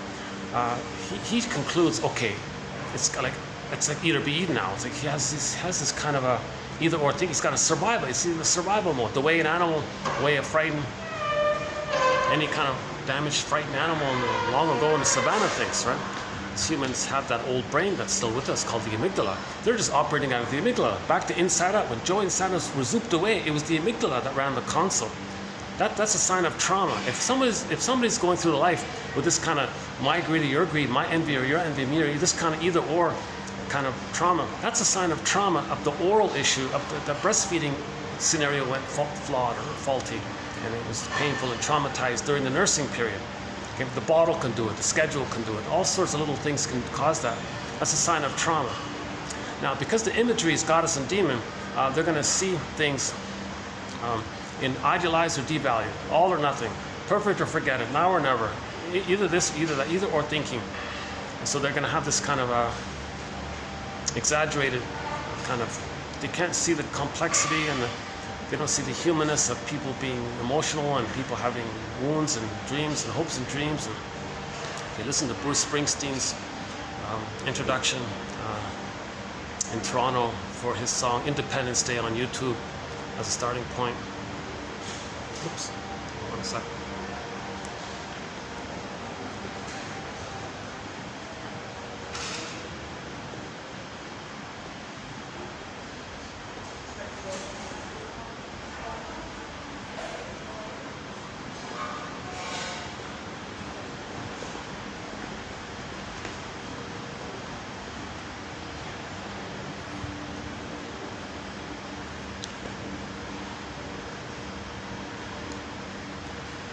Luckily, none of this overhead music is copyrighted. I can't go to some places because YouTube will block the whole video if the camera picks up a copyrighted song. I have to go back and agree to trim out all sections where that song was playing. This is kind of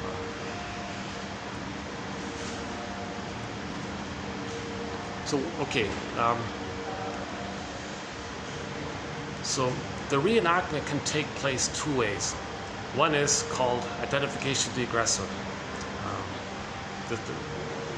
based on the stinger personalities that spring forth when there's trauma before 18 months, where the child says his wounded, his true self that's so devalued and unloved and defective, he'll say others are no good. So mother caused that to him. He acts like her. He's going to repeat it onto him, but him is seen outwardly. So he's going to shame others to replay how the mother shamed him. You see? So of course prejudice is going to come from this. One theory around prejudice is that when they do this, they got to pick someone who's innocent, because he was innocent as a baby. Someone who's safe, non-threatening, peaceful, kind. Someone who is either in the clinger personality category, who thinks that they're not okay and others are okay, so they're safe that way.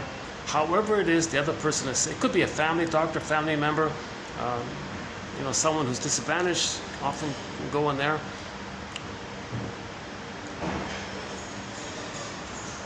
Someone with less knowledge, I guess. However it is, the other person is safe, is seen as safe. Because when they were a baby, they were safe to the mother. So it triggers them. Someone's safe. Oh, it triggers when they were safe. What happened when they were safe? Mother shamed them. So they're going to see others who are non-threatening, substitute others to stand in for them. Aha, you remind me of me when I was a baby.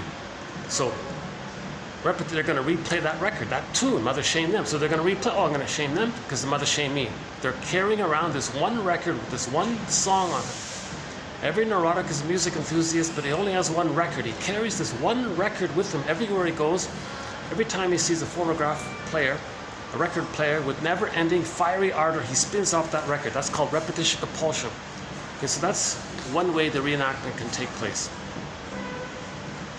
If the baby manages somehow or another, through a combination of factors, to not identify with the aggressor, to not see his unloved self onto others, to still hold on to his wounded soul. Yes, it's wounded, yes, it's painful, yes, it's childlike, but he's going to accept it nonetheless.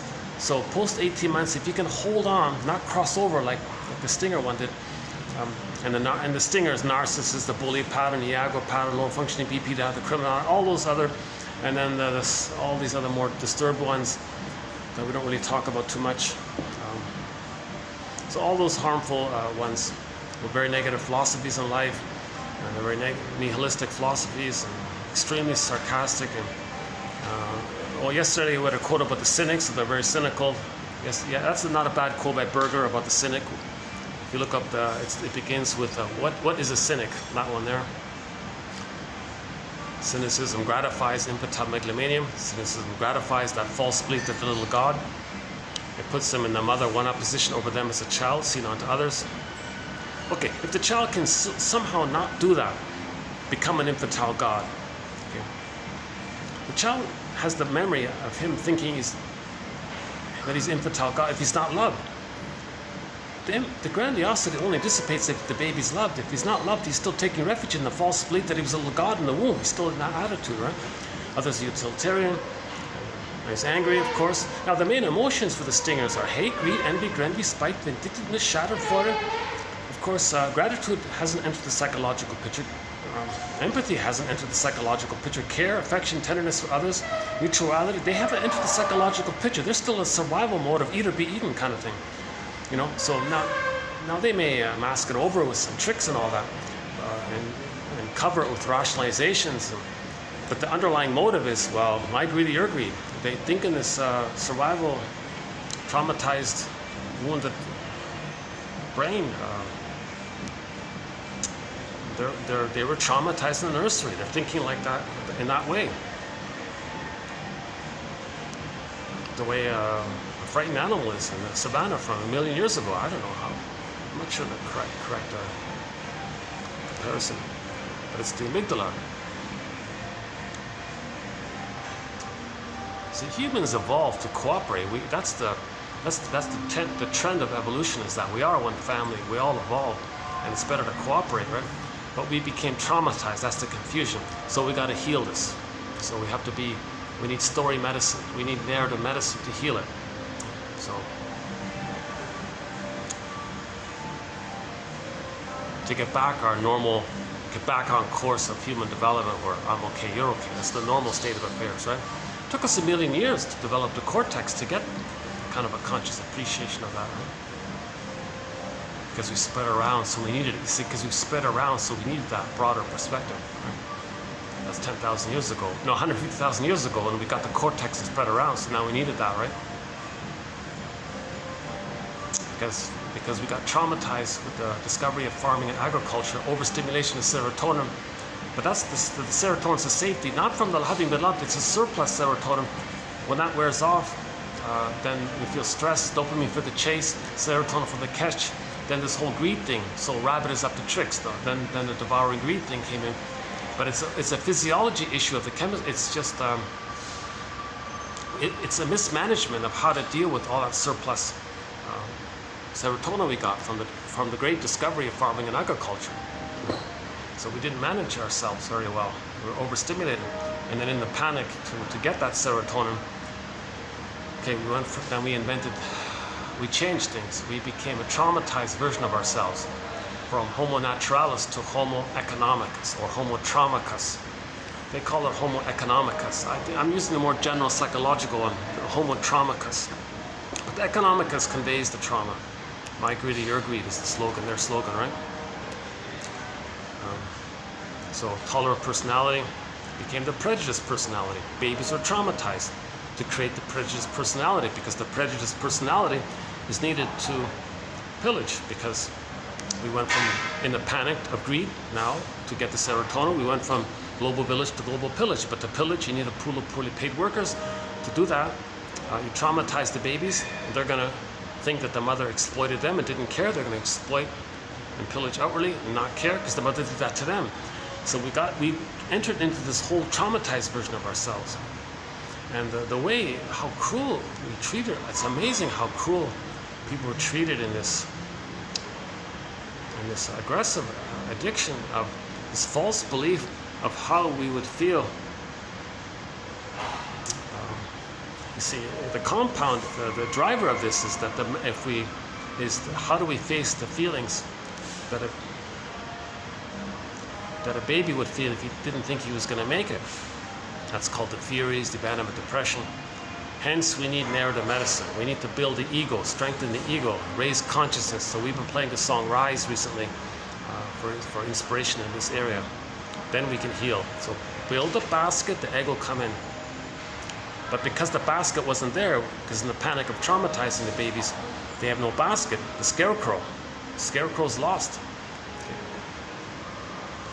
Disconnected from the feelings, and the two being disconnected from the embodiment. So as a defense against the pain around feeling and not having the ability to hold those feelings, people became very aggressive. And I'm in the middle of an article by Joel Colwell, is that right? He said a very disturbing thing in there about, I don't know if I should mention it, about how people were treated long ago. I remember as a kid,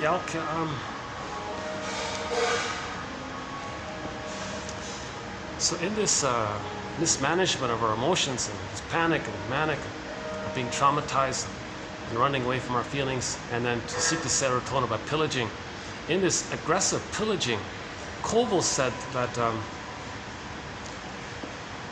see, when I was a kid, I remember seeing that disturbing image of when those with a shade of brown tone of skin were brought on the ships over to Turtle Island, which they now call North America.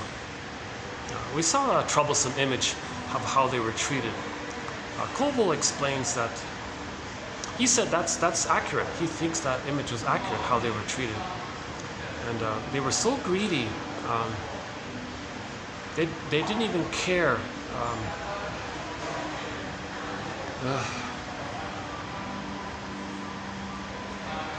They calculated the maximal greed profit.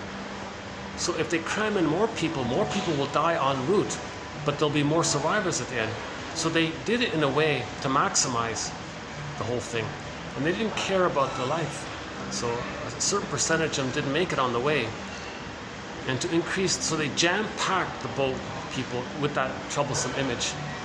And they were treated, the way they were treated is unbelievable. Somebody's got to be so traumatized to think that way about another human being. The baby must really be so enraged.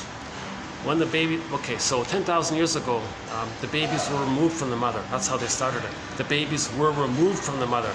An echo of this still takes place in some hospitals. The baby's removed from the mother, the cord's taken away, they put them on a scale, put them in another room. They're still doing it. Got to stop this. So we talked about this issue of the importance of just giving the baby directly to the mother, barring emergencies and special exceptions, to not traumatize the baby. But when the babies were traumatized or are traumatized, they're going to think in either or terms. They're going to think in this, me or you or they, mother gave them emotional poverty, exploited them, mother was a sociopath, didn't care, mother was psychotic, didn't care. They identify with that, they're going to act, they don't know what's real, they don't care. This is, so we had a quote about 3 months ago that said, we got to study trauma. If we're homo traumicus now, then let's study trauma. Now 1001 Windmills of the Mind, I believe, is very helpful in the area of developmental trauma. So we're talking about developmental trauma. We don't really look at sort of situational trauma, because like Masterson, one of our mentors says, don't look for memories.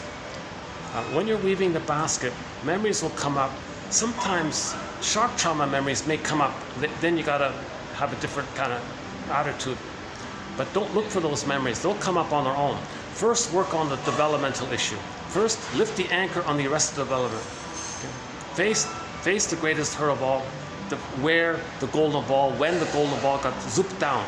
When the dog got pulled down in the lake, Robert Bly says, this must be the place. So that's the point in the French animated cartoon film called Kirikou and the Sorceress. We saw that scene where little Kirikou managed to pull the thorn from the woman's back, and she had this great release. Okay, so that's really having enough ability to get to a place where we can face some of those feelings, you know. And then she had emotional emancipation. She had emotional freedom. Emancipate yourself from emotional. So free the woolly mammoth. Let the frog hop around again. Okay? Let joy and sadness come back to the console. Let the little daughter come back to the main land, right? Let Miss Core come up and become Persephone, okay? And so on, right? Let Odysseus find Ithaca and be reunited with Penelope, his feelings, and so on, right? So healing, there is a conquest of the self. We can heal, we do heal. It's there, it exists. Lots of models, lots of roadmaps, lots of inspiration that healing does happen. Okay, so I think Chinan's 4 books mentioned earlier is helpful in this area. They provide powerful images. I think the king and the Gould, that's a pretty good one. That character, the skeleton, it was the Gould, the trickster character. Oh yeah, the energy that represents the messaging, the Hermes, like that's the trickster character. Personification of this little messaging quality between the two sides. That character can be like Hermes, can be a trickster, could be the Gould, could be the skeleton, could be any kind of fantastical, mysterious character. Takes many forms.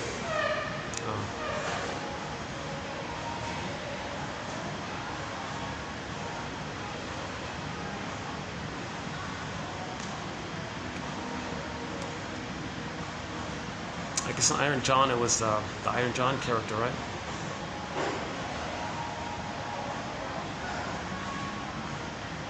But there's a difference between the trickster character and the whole embodiment of all the id. So I think there's two things going on in there. Sometimes the personification of the unconscious can be the whole energy of the id in there, right? So that can be like Poseidon. Or it can be just like a messenger from Poseidon, that's the Hermes. So is it Hermes or is it Poseidon? There's two there, right?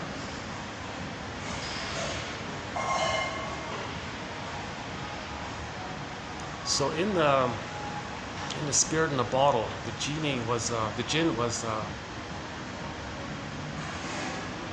no, that wasn't the trickster. The jinn was just the natural phenomena of accepting our feelings and knowing our inner life and the journey in that toward that end. There was no real trickster character in there, right? As a mediator. Or the jinn plays both. Maybe they can also play the mediator while they're playing the energy of the unconscious. Maybe it's like that too, right? Oh yeah, that'd be a good question for Mr. Chinnan, huh? The difference between the trickster character and a character like the jinn, right? Or the genie right? In the bottle.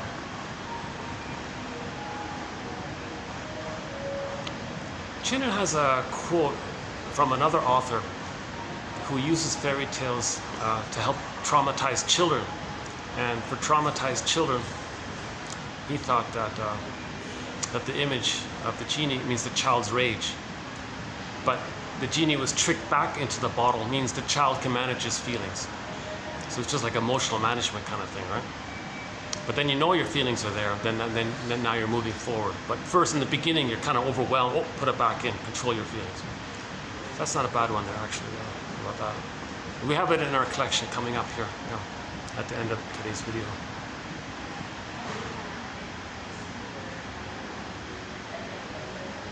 Okay, let's go back to I'm not okay, you're okay. If the child can hold on to the original setup of I'm not okay, you're okay, but he can't get it to I'm okay, you're okay, he's stuck there. Then he's the clinger, the pleaser, the codependent, the caretaker. Love and empathy and gratitude have entered the psychological picture. Yes, they're childlike. Yes, they're overly emotional. Yes, they're more anxious and sensitive. Now the stingers hate all that. Oh boy, though, really. They're going to be triggered of how once upon a time they were to feel they had that and it got squashed. So they become the squasher. They don't want to see others showing vulnerability because their vulnerability got smashed by the mother. They become the smashing mother. They don't want to see clingers. So if they see a clinger, you'll hear what they say. Oh, don't be such a fill in the blank. Oh, you're such a fill in the blank. You're so sensitive. They'll do all these kinds of things. They want to have empathy for them. They don't understand that. They're not there at empathy. The stingers don't have the place of empathy. They have the place of contempt. Envy, hatred of these things. They hate the feminine. They hate the feeling. They hate the soul because it's so hated in them. They're driven by envy. Right? They're driven by grandiosity, envy, greed, etc. Right? Controlling, manic defenses because you can't more losses. Sour grapes, contempt didn't eat you anyways to preserve the grandiosity, cynicism. They're in that area there. Forget about empathy. Now, if the clinger marries the stinger, you see, there's a painful collusion taking place because the stinger says, well, I'm okay, you're not okay. Clinger says, well, that makes sense because I'm not okay, you're okay. So the clinger will distort the fake okayness of the stinger thinking the little god, and the clinger will say, well, that's not aggressive and sour. So the mechanism is called sweet lemon. So that's not sour and all, that's sweet. They lie to themselves to maintain the structure Okay, so they're recreating the structure. I'm not okay, you're okay. Now the stingers love that arrangement because their setup is I'm fake okay and you're not okay, meaning them, seen onto them. Now the stinger gets to shame the clinger, hate the clinger, damage the clinger to do what the mother did to them. The stinger's married to mom. They've become her. They don't have the ability to love the caretaker, the clinger. Now the clinger had the hope that the stinger could be the good parent to help them resume development.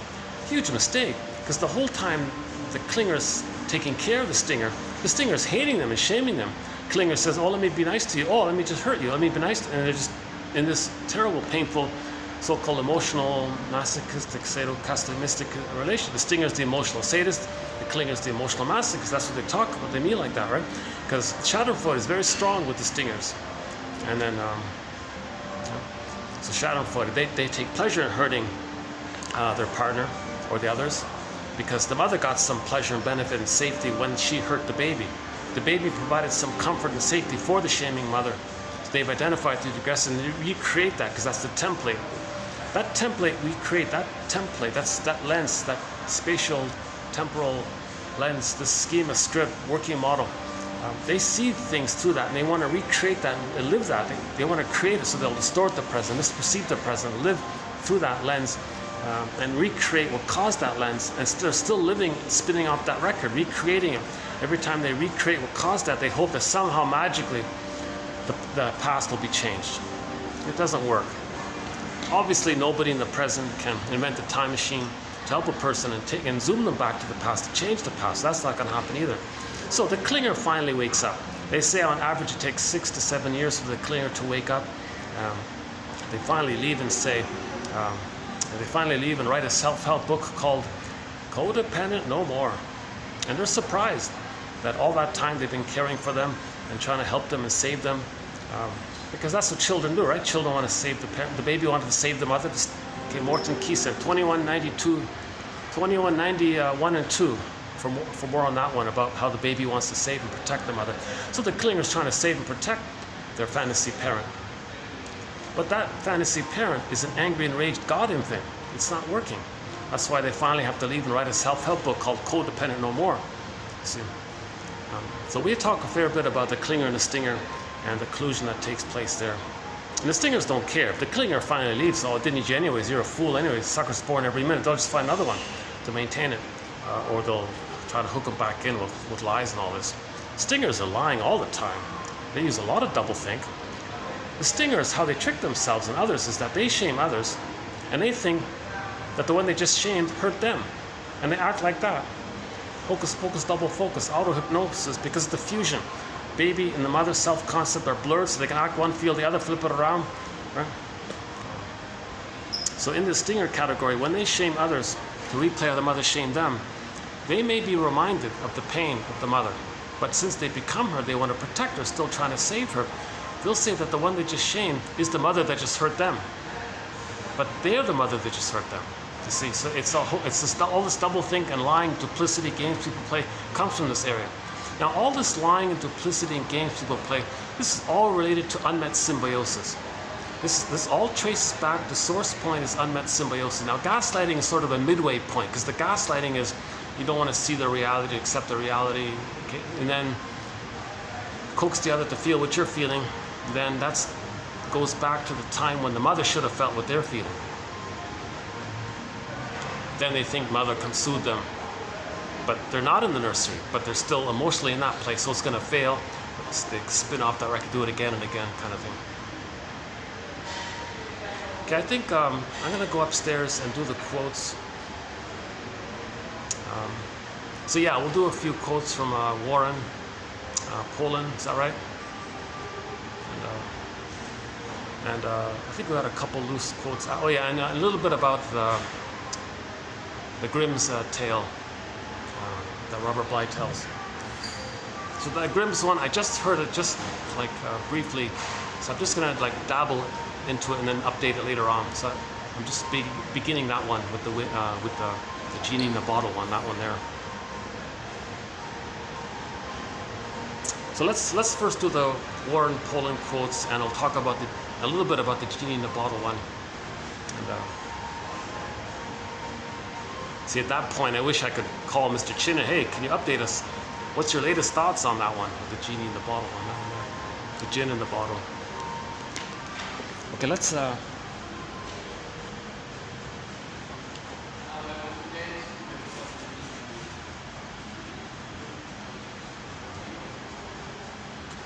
just give me a minute. Let me return the chair here. Just give me 2 minutes here. Fast forward this 2 or 3 minutes. Hold on a second.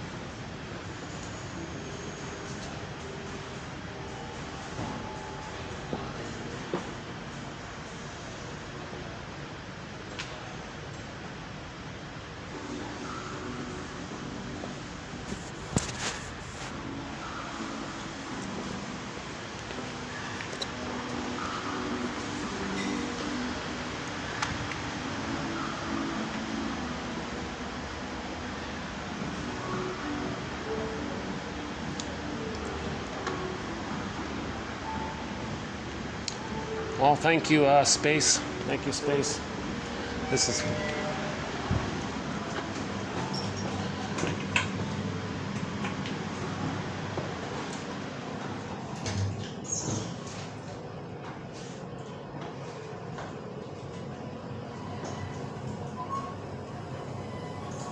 Hopefully this is still available, let's see.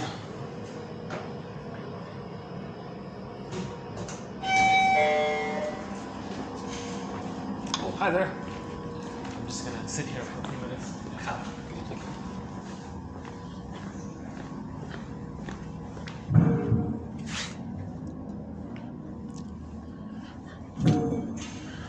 Okay, I think we're okay here. Okay, just give me a minute to get the quotes here. One sec.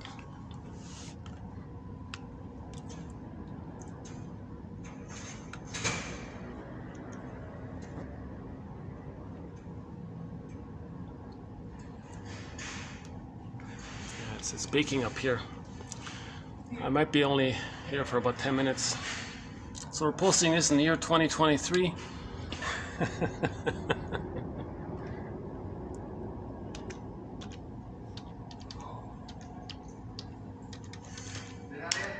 All right.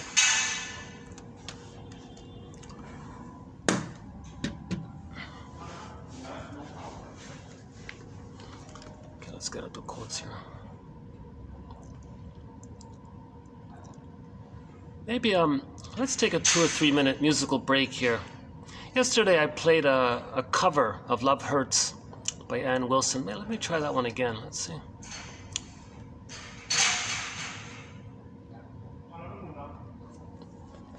Oops, what happened here? Hold on a second. All right. Let's take a little musical break here. Here's a cover of Love Hurts. Now, Dan McCafferty is really the...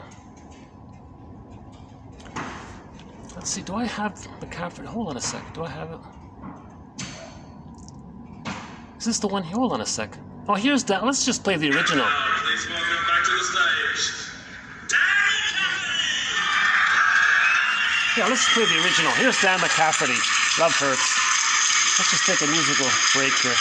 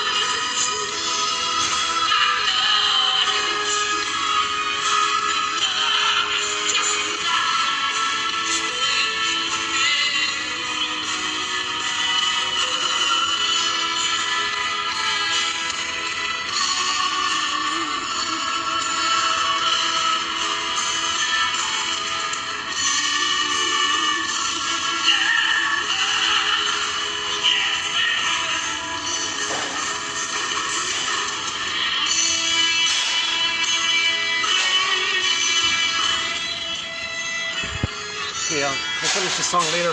Let's get into today's quote here.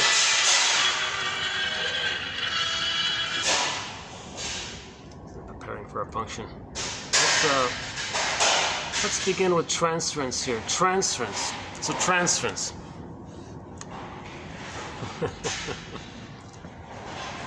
Transference is the means by which underlying patterns, the templates, the schema, the CCRT, the core conflictual relationship theme, the RRP, role reciprocal procedures, the traumatic script. Menninger says we want to unpick the threads of a traumatic script and use those threads to weave a new, healthier script. He said to somebody, these problems you're describing, we may say that this is what your script is doing to you. Let us see what we can do with that script. Transference is the means. Okay. So replaying the past in the present, transferring the past event in the present, orchestrating the present, seeing the present as the past. It's called transference. Transference is the means by which underlying patterns, when it began, can be known. So you look at the pattern, when it began, know it's a pattern that goes on regularly, and then to see a live example, a live example of it in the here and now with somebody. Transference is the past alive in present relationships. That's as clear as it gets, isn't it? Transference is the past alive in present relationships. Let me double check it's okay here. Yeah, they said it was okay here, but let's check here. Hold on a sec. Oh no, he's just one of the staff is just on his phone or something. Okay, here's a good one. Transference is the past alive in present relationships. Jesus, eh? So falling in love would be a good one, right? The past trauma with the mother is alive in the present with your girlfriend or boyfriend or whatever. Transference, though its roots are in the past, comes into existence as it is actualized within the world of the present. Right? So again, transference, though its roots are in the past, comes into existence as it is actualized, like relived, right? Within the world of the present. As Laplanche and Pontalis, 1973, put it, in psychoanalysis, transference is, quote, a process of actualization of unconscious wishes. Ginger Rogers in the film Lady in the Dark says this to the shrink. She said, I'm amazed at how my present is governed by my old childhood wishes. Transference uses specific objects or people and operates in the framework of a specific framework, stencil, schema, template, operates in the framework of a specific relationship established in the past. In the transference, infantile prototypes re-emerge and are experienced with a strong sense of immediacy. Yeah, so there's like, you really feel like you're there, like the past, like the child had a strong emotional immediacy. You're experiencing that, you're reliving that and transferring that in the present. But the present isn't the past, but you feel like you're in the past because trauma early on is timeless. The client takes the analyst at first as a distinctively other person. So in the beginning, the person's not somebody from your past, but with growing investment in transference, actualizations, the other person comes to seem as if from the client's inner drama. I'm seeing you as if you're from my inner drama. These clients finally were able to understand in a manner that connected their past to their current lives. So-called past-present links. If therapy is a journey, the transference and then how the therapist offers interpretations with the help of his counter-transference, feeling the pressure to feel and play a role from his internal drama. This dynamic is sort of the train, not the destination. So in the process of healing, the client is going to replay the past and the present with the therapist. The therapist says, oh, you're letting me know what kind of childhood you had. You're recreating the whole thing here with me. You're letting me know what kind of mother you had and how it felt being with her. You're placing me in the role of you. You're acting like her, trying to make me feel all the pain that you try to feel, and you're acting like her because you're imitating her. Or sometimes the client is directly engaged with the therapist as the critical parent. So that's just the train, not the destination. That's just the medium part on the road to healing. We're making interpretations. Transference is the living biopsy specimen of the client's patterns. Yeah, there's a good example of his sort of unique way of saying it. Transference is the living biopsy specimen of the client's patterns. So he's got the patterns, he's got the prototype, he's got the stencil, the present. Now you got a living human specimen example of it all. The presence of the past, the presence of the past. The transference neurosis is also defined by the intensity of the client's emotional investment. Okay, so there's a difference between just garden variety transference, where if somebody brings it to your attention, you go, oh my God, that's transference. So it's a therapeutic turning point to bring that to your awareness. But if somebody brings it to your awareness and you're so emotionally intense, still live, that's called the transference neurosis. It used to be called the transference psychosis. Now they call it transference neurosis. Masterson calls it transference acting out. And you want to convert this transference acting out to garden variety transference. If we're meaning it, that transference means it's something that if it's brought to your attention, it's therapeutic. But if it's brought to your attention and you can't accept it because you're still living like you're in the nursery, and you think the person is really persecuting you, trying to hurt you or damage you the way the mother, I think you're taking advantage of me, you're exploiting me, you're using me, you're doing it, and you're saying the things that you thought with the mother that was hurting you and exploiting you. So mother exploits, uses the child, plunders the child's soul, gives the child emotional poverty, takes advantage of the child, use the child to comfort her, take care of her. You may think those kinds of things with the person in the present. You're just using me. You're taking advantage of me. You're corrupting. And so on and so forth. So there may be a kind of a, and if he really believes that, that's called the transference neurosis, transference acting out. So that's the first step, to convert transference acting out. Now transference acting out is recognized by the intensity of the emotion, because they're really like, right?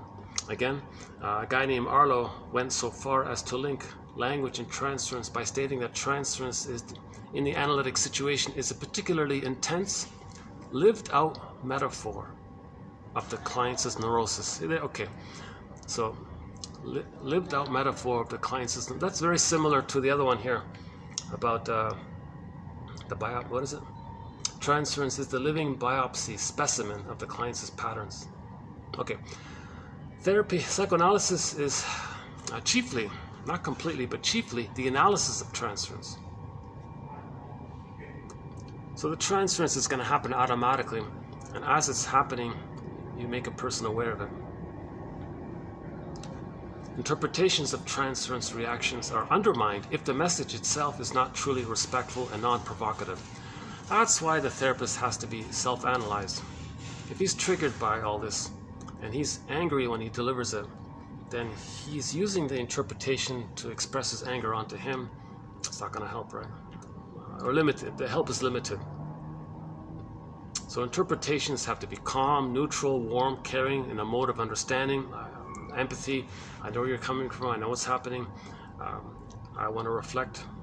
I want you to see that I recognize what's going on with you. I want you to see that I see that. That's called empathy. While our spoken words explore the infantile archaic, they speak to the integrative aspects of the client. So on the one hand, something very emotional from childhood. On the other hand, you realize such and such. That's why you're doing such and such. Can you see the two sides? So I think that's a self-help exercise. On the one hand, something emotional. On the other hand, something you're consciously aware of. Oh boy, I think I need to go back down and do another air conditioning run here.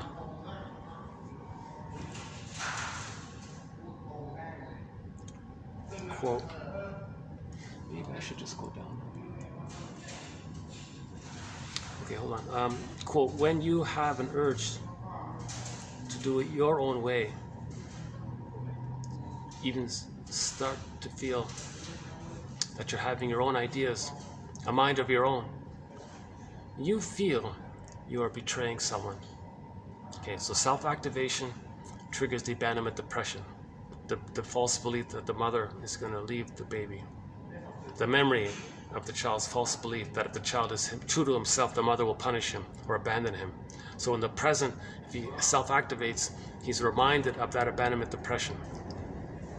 So dysfunction means you don't want to feel like you're betraying someone. Dysfunction means loyalty to the mother. Dysfunction means you're still trying to save the mother, protect the mother, hence you're being loyal to her. And a child can only leave the mother if he's loved, if he gets her love. So hence he's still trying to be loyal, hence still trying to save, protect. It doesn't work. No time machines. So he's stuck there, still trying to save the mother. Next one here. Begrudgingly acknowledging an interest in therapy, she said, all right, I'll look at all this, but only as a tourist. So that's maybe the starting point, right? Next one here. Humor derives significantly from the economic discharge of tension. We also know that transference is manifest on many levels, not only from past to present and from others to analyst, but centrally within the mind, where transference involves passage of energy from one level to another and from one symbol to another. When we hear and interpret any displacement, condensation symbol, we help free energy in the client's mind. So the general mechanism of humor is that in the beginning of a joke, you feel a little tense. You get the answer, you feel safe. Now when you feel safe, but previously your intention, that's the release, you laugh. So that mechanism of feeling tense, then you feel safe, you might laugh. Now by the way, if it's a very deep issue, you might cry. But generally, if it's humor, you feel safe by the knowledge, then the prior tension releases. Now an interpretation has a similar effect. You feel tense about something, you get an interpretation, you feel safe, it might have a release like that. So there's the commonality of humor and interpretations and grief work. That all three give you some kind of safety linked to the prior tension or sadness. So humor is an easy one. It's called the benign violation, the theory of benign violation. In the first part of the joke, there's a benign violation of your expectations. So there's like a little slight tension. It's not too much, it's not overwhelming.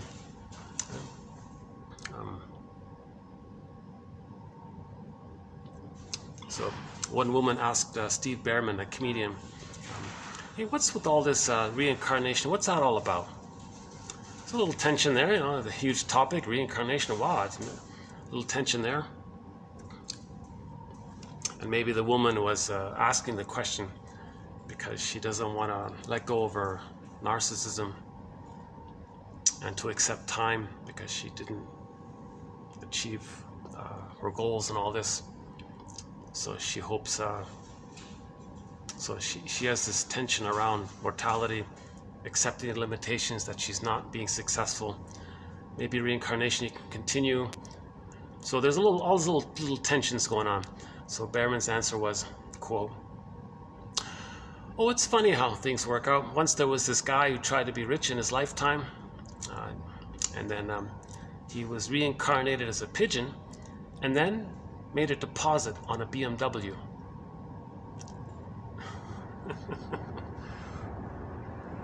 So it addressed her tension of her frustration of not being successful. That's why she's interested in reincarnation, because she doesn't want to accept mortality. Plus the fantasy that it acknowledges that she wanted to be rich, but the reality is she's frustrated, hence the pigeon joke. Okay, well, a simpler one is this. We can all live like nomads, where, so benign, attention, what do you mean nomads? I don't want to live like a nomad. What are you talking about? What are you saying here? This is a little slight benign tension, where I know mad at you and you know mad at me. Oh, just a word play, okay. And you feel safe, no one's mad at anybody. So the first part of the joke is the tension. You get the answer that you feel safe. There's like a little release there. Knock, knock, who's there? You get the answer, okay, something like that, right? What's 5Q plus 5Q? Someone says 10Q, oh, you're welcome. Just a little wordplay there. And so on and so forth with jokes, right? Millions of jokes out there. So now if it's a deep issue, it's a very deep issue, you'll weep. So if you feel very safe with somebody and they give you an interpretation, you'll weep. Okay? So lifelong denial of a loss. Now you're talking about it. All that pent up frustration of denial, then you might weep and release. It's the same mechanism. So interpretations lead to grief work. Sometimes humor is therapeutic. There is therapeutic humor. Now if the humor is just put down humor, that's just to preserve the defense mechanism of grandiosity. So most humor, unfortunately, in modern times is very sadistic and very cruel. It's shaming humor and cynical humor, sardonic humor, black humor, all this stuff. That's not therapeutic humor. That's just the narcissism of trying to preserve your grandiosity of the trauma. So that kind of dark humor is a sign of trauma. Now momentarily, very briefly, under stress, a person might temporarily be there, but it's not their baseline. But if somebody's constantly in dark humor, then that's the stinger personality pattern, one of the stinger personality patterns. Anyways, the point here was that transference interpretations make one feel safe, so there can be like a release. Like in humor, there's a release, and like in grief work, there's a release. So this is the commonality of it all. So that was worth highlighting that one there. Okay, next one here. Self-analysis is an essential part of what goes on when an analyst analyzes someone. Makes sense, right? Usually it's counter-transference, right? The client is trying to induce the therapist into a role from the past. So he's got to be aware of that. Analyze himself. How am I feeling? What role do I feel like I should be playing here? What is he expecting of me? Next one here. Was I okay, again with counter-transference.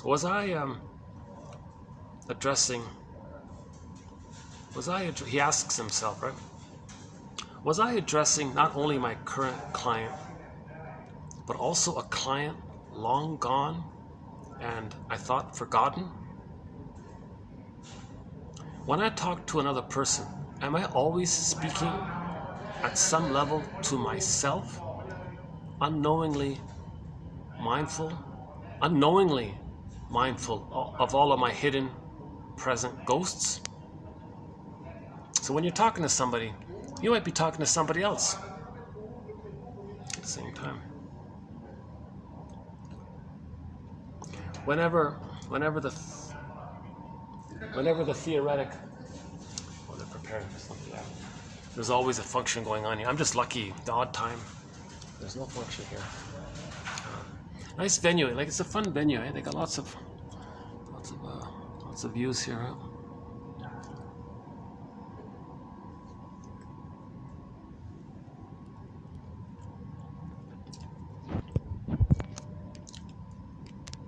Whenever the theoretic framework, whatever the theoretic framework for conceptualizing it, the underlying object relation between therapist and client provides the object relation canvas. So the present is like a theater thing, an artwork thing, on which the tableau of the transference neurosis is painted. So you're going to paint in the present, create in the present, do like a psychodrama theater thing in the present. That's like the present is like a canvas for the past to see the template. So you got the stencil, you're going to paint through the stencil to see the stencil. During the course of a customary analysis, the therapist tends to the understanding of the painted world the client portrays and elicits. Yeah, you're painting something here in the present with me. You're trying to draw something. You're trying to communicate by your acting. Baby doesn't have words. The memories take place when there were no words. So how does the person communicate it? They do it through this acting thing. The caution against the therapist's inappropriately viewing a change of subject by the client as defensive rather than as the client's readiness to move on. Oh yeah, okay, so here's just a little reminder here. Very often when a person changes the topic suddenly, it's because an emotion came up as a defense against the pain that was starting to come up. Person might just suddenly change the topic, like do a grasshopper thing, right? So they change, oh, you were just talking about this. Did you notice that point when you were just saying this, and at that micro moment, you suddenly started talking about what happened at the supermarket or something. Like, did you notice that jump there? So that's change of topic is usually a defense mechanism to not continue to talk about the emotion that was coming up. But sometimes the client is just moving on. So can the therapist make that basic distinction? Okay, never mind. Okay, that's not a too important a point. Okay, next one here. Last one here from Poland. Warren, Poland. As we reconstruct from developments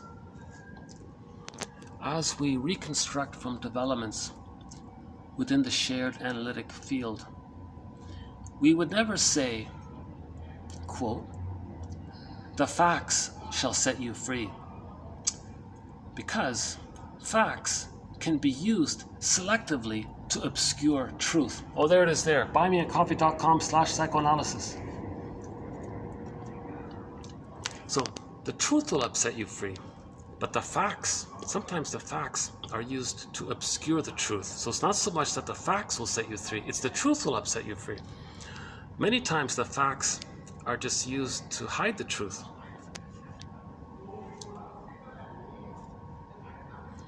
Okay, I'm baking in here. Let me move this downstairs.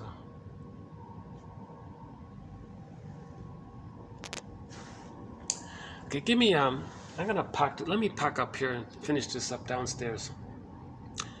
Kindly fast forward this video for at least 5 minutes. Yeah, okay. Hold on a sec.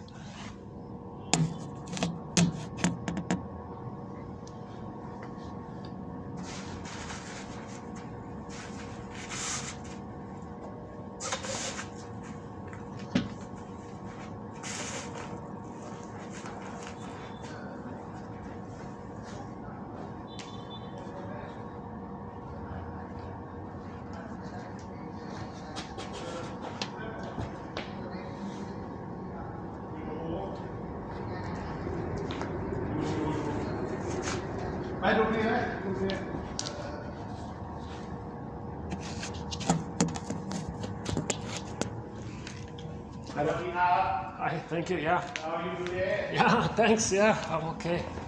Yeah. Window? Yeah. Are you preparing for a special function tonight? Oh, yeah, tonight. Tonight? Oh, okay, so I'm glad I'm leaving now. It's a good time, yeah.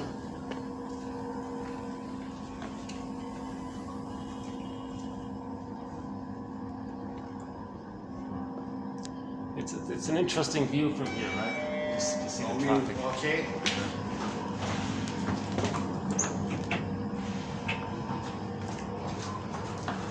Yeah, thanks for letting me use the space here. I really appreciate it. Yeah, thank you. Oh, yeah, okay. Just recording, yeah. That's wrong. I'm gonna finish the video downstairs. Take care, yeah, thanks again. Yeah. Nice guy.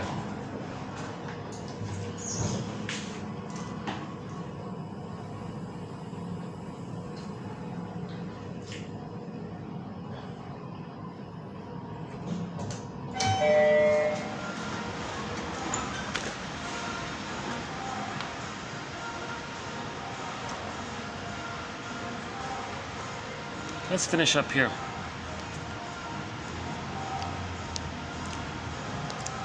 Okay, so just a general sentence here about myths and fairy tales. The forest, dark and impenetrable to the eye, like deep water and the sea, is the container of the unknown and the mysterious. It is an appropriate symbol or synonym for the unconscious. Trees, like fishes in the water, represent the living contents of the unconscious. Okay, so whatever's in the ocean, that can be a metaphor for something in our unconscious. Whatever's in the forest, likewise, can be something for the unconscious as a metaphor to tell a story. Okay, so in this story, the spirit in the bottle is something like the numen of the tree. It's spiritus vegetativus, which is one definition of Mercurius, the jinn's name, right? So the life force of nature, or something like that. Okay. As the life principle of the tree, it is a sort of spiritual quintessence abstracted from it. The fairy tale tells us that the mercurial essence, the principium individuationis, okay, would have developed freely under natural conditions. Okay, key point here. Okay, the psychological birth, the child's developing emotional development, emotional maturity. I'm okay, you're okay. Knowing his true self, having his golden ball, would have developed, being who he would have been had he been loved. This normalness would have developed freely under normal conditions, under natural conditions, but for many children, it was robbed. They were robbed. And this life force was robbed away from them by deliberate problems with the frustration with the mother, from the outside, the mother, and therefore this life force became confined and banished, hence spirit in the bottle. Okay, so the spirit in the bottle, the genie or the jinn in the bottle, represents the life force for the child's growing development to be himself, became artfully confined and banished. Now, when we open the bottle, there's a lot going on, so we freak out, so we put the cork back in, and then we kind of relate to ourselves that way, right? So this is the one about for children. For children, the jinn symbolizes the child's anger. The fisherman's clever ruse to get the jinn back in the bottle reassures the child that he can indeed outsmart his own anger and control his emotions.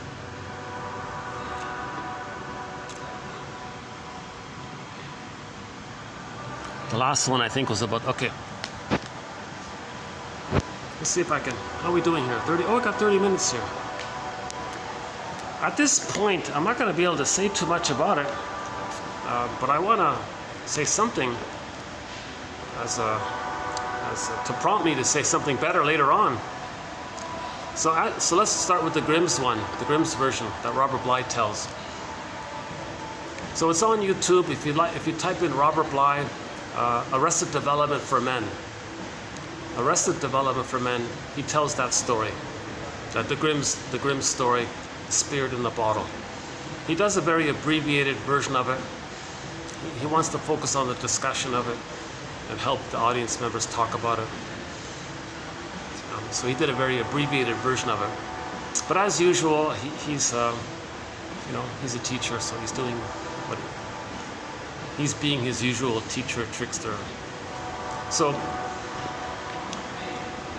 as a setup to the story, maybe it's sort of like somebody wants to do something for themselves, to develop, to graduate, get their diploma or finish the course or pass an exam or master a skill, but maybe partway through something happened. They lost courage or they lost energy or and they kind of gave up. So what's going on? So what happened? Why couldn't they follow through and finish with their interests? Well, something within them kind of turned against him. So we got to look at this. What do you mean something turned against him? He wanted to go forward, but something, what does that mean? So Marie-Louise von Franz, we have a very good quote from her from about 2 or 3 videos ago. Check out that one called by Marie-Louise von Franz. The very first quote, I spent a lot of time on it. She said there is this natural life force drive for emotional development, emotional maturity. That's natural. But if it's blocked, that energy for it turns around. So the live for that, the live, the live, lieben, to live for it. If it's blocked, that drive for it, it's blocked. It gets turned around against the person. Hence the word live, L-I-V-E, is spelled backwards. So she means that word, E-V-I-L, the reverse spelling of live, is in reference to this, that the live got blocked with the trauma, and then the push to go, it kind of goes backwards, and then now it's hurting the person.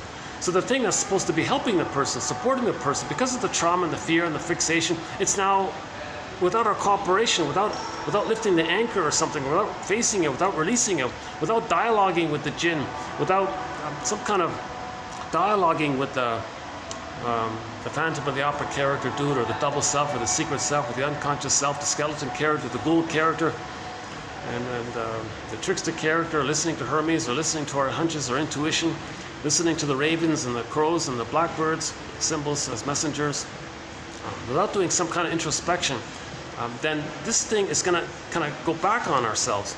Now it's hurting us, then we say, oh, that's E-V-I-L, the reverse of live. So in the genie in the bottle story, the guy had that. He wanted to go forward, but something in him kind of made him go back. So he was in the home, went to school, couldn't finish, made some excuse about it, then he went back, kind of thing, right? So now he's got to look, what's going on here? So the next part of the story is they go into the forest. So now the teenager's in the forest, and he's being himself, kind of thing. Maybe he feels relieved for the time being. Yeah, he kind of regressed, so he gave up on it. So maybe as a defense mechanism, he's gonna say, I'm gonna be like Peter Pan. I'm not gonna grow up. So he's kind of happy like that, maybe. The boy who won't grow up or something. So he's sort of in that mode, it seems. But there's this drive for healing. So the story is, he comes across a symbol for the self, this big, beautiful old oak tree in the center of the forest or something.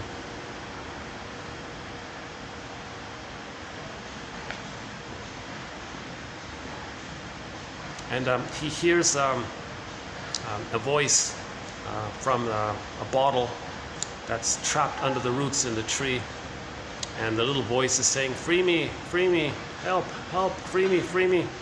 So the teenager approaches and finds finally, where are you? I'm in this tree here. Just remove the brushwork, remove the leaves, dig a little bit. I'm sort of in a little hollow there under one of the roots. You'll find this glass bottle. I'm in there. Help, get me out of here. So he finally finds the glass bottle, picks it up and sees this little creature inside, like a kind of, looks like a frog or something, they said. And he's saying, free me. He says, okay, whatever. So he's not conscious. It's not conscious, right? So he uncorks the bottle. A minute later, this massive giant comes out.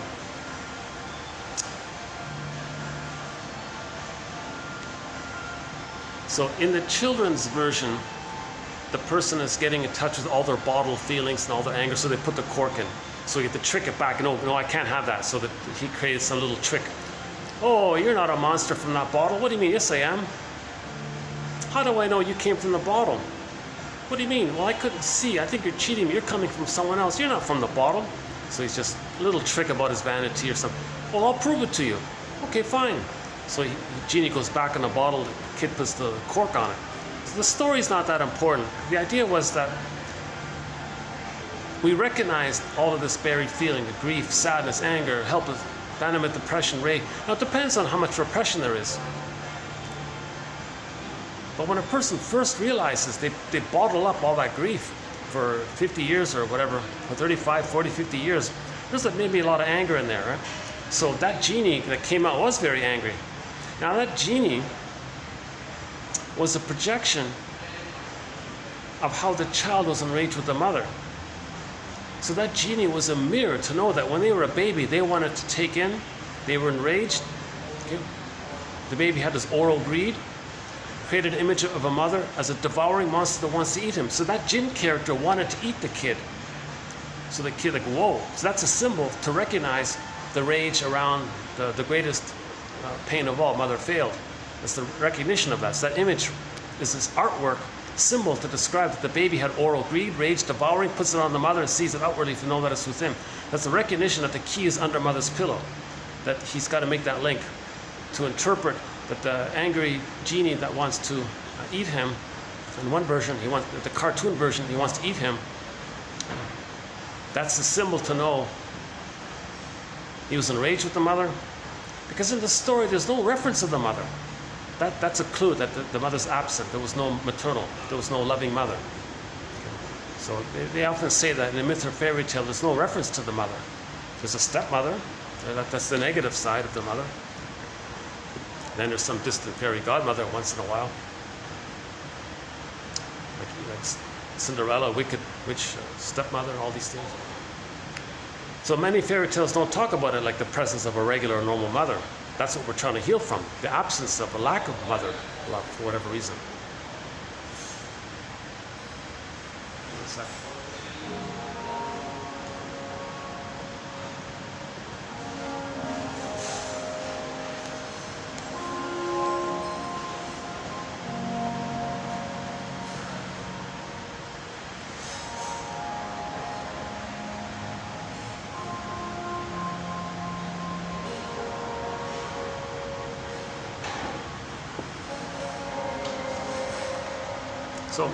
So Robert Bly, when he told the story, he paused at that moment.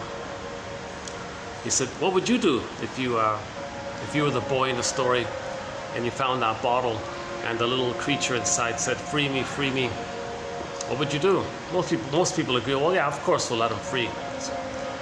Okay, then he said, "Okay, fine. He's gonna.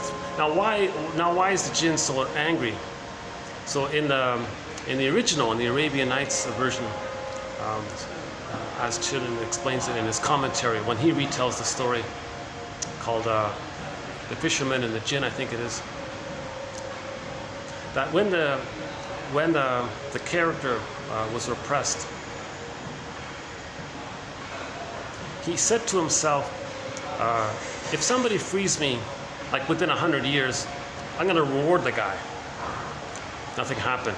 Okay, fine. You know what? If somebody frees me within the next 500 years, I'll give the guy 3 wishes or something. I'll really reward him. I'll be very grateful if somebody frees me. Nothing happens. Now 1,000 years passes by. He's enraged. He doesn't care anymore. Whoever frees him, he's just going to eat him because he's just so angry. That's the rage, right? So the genie was so enraged because he was so bottled up for so long. So when we deny the energy, it turns against us. That's the evil, right? But it's originally positive, but it's rejected, it turns against. So it's not meant to be judgmental in that way, right? So in the Chinan's retelling, it's so in the original one, the Arabian Nights one, when he puts the genie back in the bottle, the guy says, "You know what? You're in the bottle here. I'm outside here. Let's talk to each other. Let's have a conversation." But they don't have a normal conversation. What they do is they exchange myths and fairy tales. So the kid starts, "I'm going to tell you a story, Jinn." So he tells him a little story, and we hear the story. And the jinn says, "You know what? I don't think our situation describes our current situation. That story you told doesn't quite fit our situation. I have a better story." "Oh, really? Well, let me hear it." The jinn says, "Okay, I'm going to tell you a story." So he tells him a story. And the teenager says, "Yeah, that's a very interesting story. I like it, but I think there's still something missing. I think I got a better story that describes our current situation." So he tells him the jinn's story. The jinn tells the guy's story. And it goes back and forth for a while like this. And after a period of time of this kind of storytelling, back and forth, swapping stories and this kind of thing, there's some kind of mutual dialogue taking place. And now the teenager can kind of accept his repressed feelings. He dialogued with himself with all these stories. He read 10,000 myths or fairy tales, let's say. He read the Grimm's collection, hundreds of Grimm's stories, Russian fairy tales, Grimm's. All around the world, there's an anthology of fairy tales from every culture, from every language. The Inuit have a massive collection as well. The Inuit, Robert Bly tells an Inuit story called The Stone Child, an interesting one.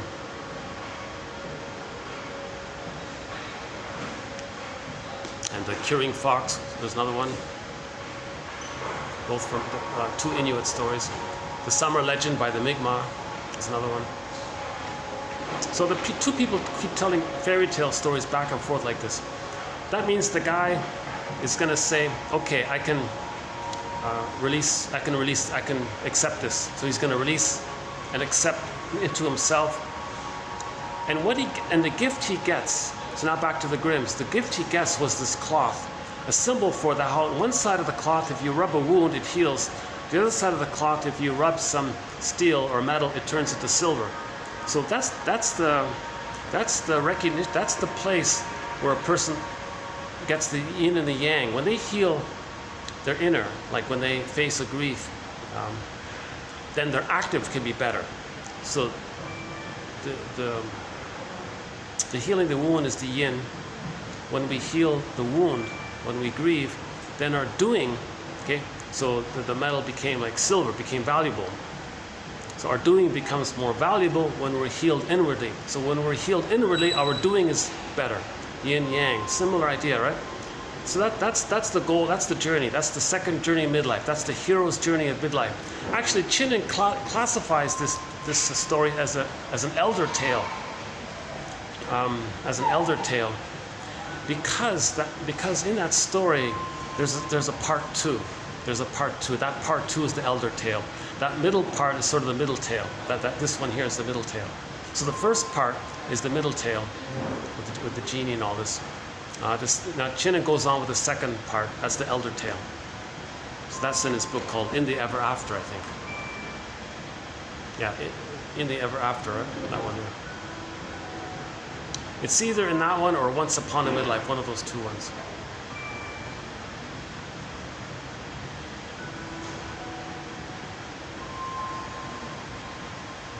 So the recognition of grief, of the wound, the greatest hurt of all, accepting that.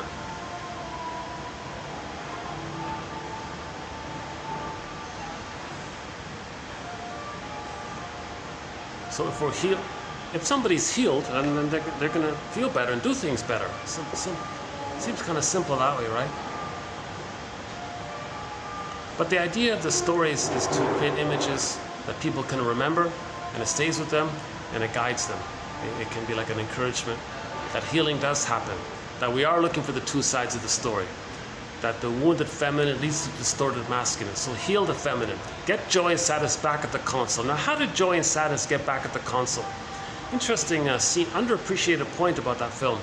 When joy and sadness came back at the console, the person had to feel the pain, shame, and rage of what happened. So we saw anger, rage, and disgust being expressed. Then joy and sadness came in. So in other words, to get joy and sadness back at the console, back at the operating in the person, animated in the person. A person first has to feel the pain, shame, and rage. So we saw rage, all fiery, okay, and we saw disgust there. So we got to feel the shame, disgust, and rage at what the mother did to us. That's a part of the grief work process, to feel the painful truth. And then, it's not like a targeted thing where you're going to blame her. It's just understanding how you felt by what she did, and then understanding why she did it. And then that's because she was traumatized. We're all homo traumicus. That's what we all have in common. Homo traumicus. Back to this. We got to recognize that we're homo traumicus. I don't hear anybody using this phrase, homo traumicus. We're a traumatized version of ourselves from 10,000 years. And there's this innate drive for healing. Hence the Know Thyself movement, and the philosophers and the ancient philosophers and from all around the world, and the storytellers, and all these indigenous tales, and then philosophers, and now the psychoanalytic idea. So we're all on the journey of healing ourselves, right? Kristen Wilson says, just get on that journey. As long as we're on that journey, we're good. As long as we're searching for our golden ball. So again, we repeat and transfer the past and the present. Recreate what happened in the past and the present. Today it was called, what do you call it again? Oh, we called it like a staging thing. What was it again? Still have it? Locked out? Oh, locked out. Oh, hold on a sec. We called it what did we call it again?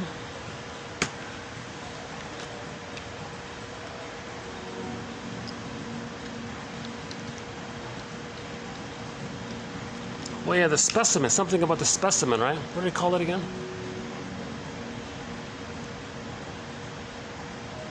He called it, Transference is the living biopsy specimen. Yeah. So it's the actual lived biopsy specimen of the client's patterns. The pain relived. Transference, the means by which the underlying psychic structure or patterns can be known. Transference is the past, alive in present relationships. Transference, though its roots are in the past, comes into existence as it is actualized within the world of the present. As Laplanche and Pontalis, yeah, key book there. We have several good quotes from Laplanche and Pontalis. They wrote a dictionary of psychoanalysis. They did a very helpful thing. They didn't use distorted English translation. They rejected the nonsense English translation. They directly translated from German into English. So there's a German into French, and they made it from French into English, so you bypassed the other ones. So a good dictionary of psychoanalysis is that one there, Laplanche and Pontalis. It's still one of the best dictionaries of psychoanalysis, 1969, I think. As Laplanche and Pontalis put it, in psychoanalysis, transference is a process of actualization of unconscious wishes. Okay. We're governed by the dictates of infantile, unconscious childhood fantasies and wishes. Live in the present, living in the present. Transference uses current people, current places, current situations, current objects, and operates in the framework of a specific relationship established in the past. In the transference, infantile prototypes re-emerge and are experienced with a strong sense of immediacy. Because no time, it's now. There's always like immediate, like it's now. Child doesn't understand time. Infinite morning, timeless, immediacy, now, right? The client takes the analyst at first as an ordinary person, but with time, right? With time, the therapist comes to be seen as if from the client's inner drama, replaying the past and the present. Finally, these clients were able to understand in a manner that connected their past and current lives. Transference is the living biopsy specimen of the client's patterns. Yeah, that's a good one. The presence of the past. The transference neurosis is also defined by the intensity of the client's emotional investment. So that means he's deeply swept up by the past and the present. He can't separate the past and the present.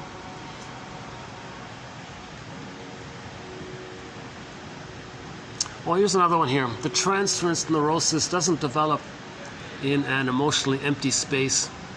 It can only develop in a space saturated by affects. So the therapist has emotions, so that's a factor involved in it. Okay, a lived out metaphor of the client's neurosis.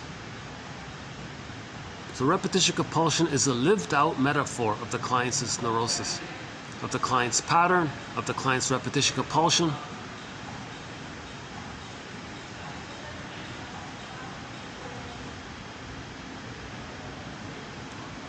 So we talked about, self-activation triggers abandonment depression, which leads to defense. The schizoid says, well, I'll treat therapy, I'll just be like a tourist at first. Okay, fine, eases into it. Constant tourist, but we don't want him to be a constant tourist.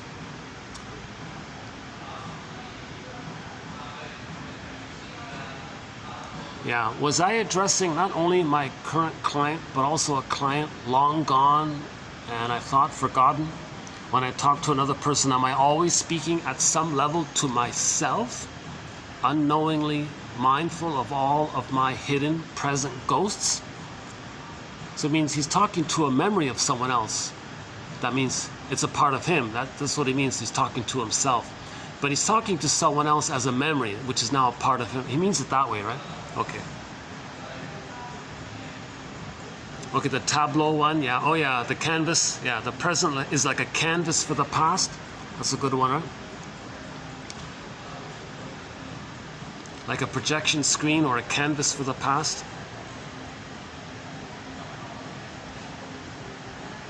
Okay. Don't say that the facts shall set you free, because facts are often used to obscure the truth, to hide the truth. You're using a fact to hide the truth, but the truth is what sets you free.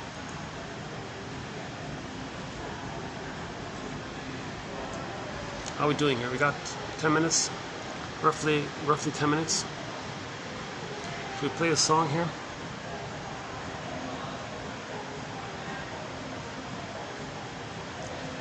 Anne Shell? Can we play some Anne Shell?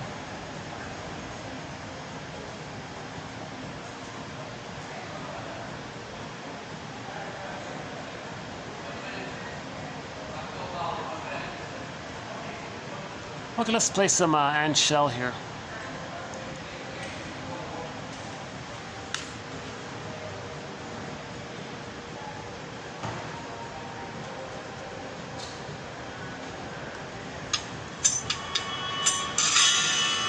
It's a shame that it is unbelievably sad at night. I don't understand how it came so far. They had it all and so much more, and yet they screwed it up. Calling all angels to save their souls, calling all angels to take them home. Trying to rescue their broken bodies, calling all angels to save their souls. 'Cause there is nothing left close to reaching the borderline. Trying to rescue their broken bodies, calling all angels to save their souls. 'Cause there is nothing. Let's play that cover song, Love Hurts, by Ann Wilson. Here's the, not a bad cover of Love Hurts.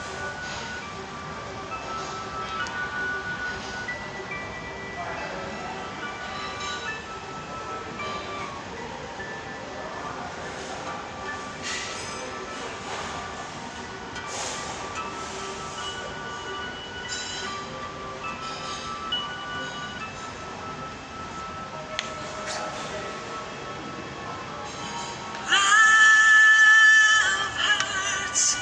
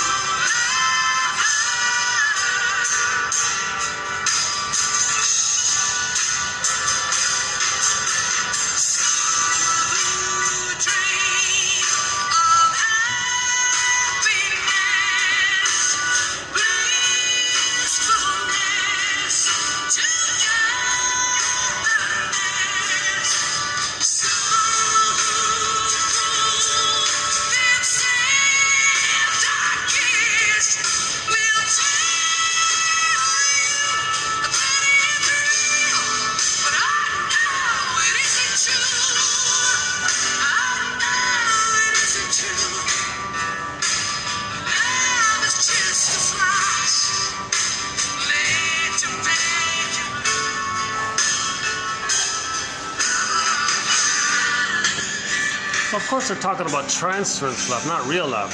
Love doesn't hurt, of course, right? Love heals. They're talking about transference love. Transference love. And the transference love also doesn't hurt. It just reminds you of how you've already been hurt. You've just transferred the hurt unknown into the present, and it comes up in the present. So that's part of finding our story. When we transfer, we're searching for a narrative story. We're searching. So transferring is an effort to find our story. So the positive intention of transference is that we're doing it to find our story. Our unconscious, our trickster, energy spirit, is transferring into the present for us to know the past, so we can move towards having some formulation or construction of the past. Okay, weave the basket, the egg comes in, kind of thing, right?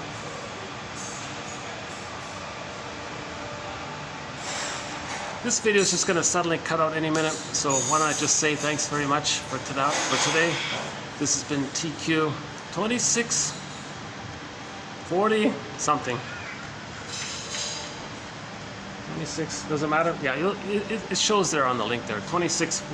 We've now done 2,640 plus quotes. So again, yeah. So 900 plus videos, on average 10 quotes per video. So 9,000 quotes are right here on this YouTube channel. My commentary, again, I got to emphasize this. Keep this in mind. I haven't been analyzed, and so my delivery is filled with anxiety. So I realize there's a limit in that area. So my give back is that the quotes are posted below. But for convenience, one can get the complete file through the coffee page. So www.buymeacoffee.com/psychoanalysis. An incredible offering, 10,000 quotes. It's weaving this basket. You're going to be your own story doctor. You'll have moments of reflection, and they can be therapeutic because now you're making better choices, more in line with cooperating with the innate drive for healing, rather than just demanding to still insist on changing your mother, saving your mother, correcting the mother. Forget it. It's not going to happen. The baby couldn't do it in the beginning, and no person can still do it thinking that's still the baby and that's time still do it. It doesn't work. No baby can save the mother.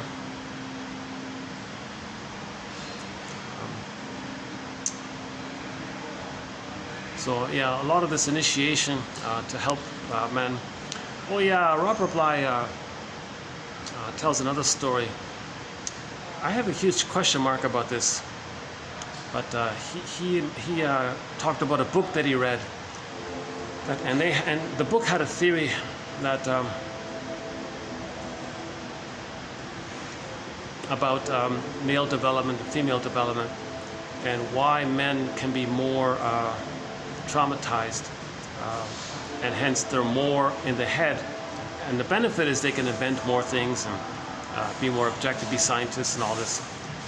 At the same time, they're afraid of feelings as a result of that, so they're fear of intimacy and all this. I'm not sure if I'm going to go there. I looked at that book that he mentioned, and I feel like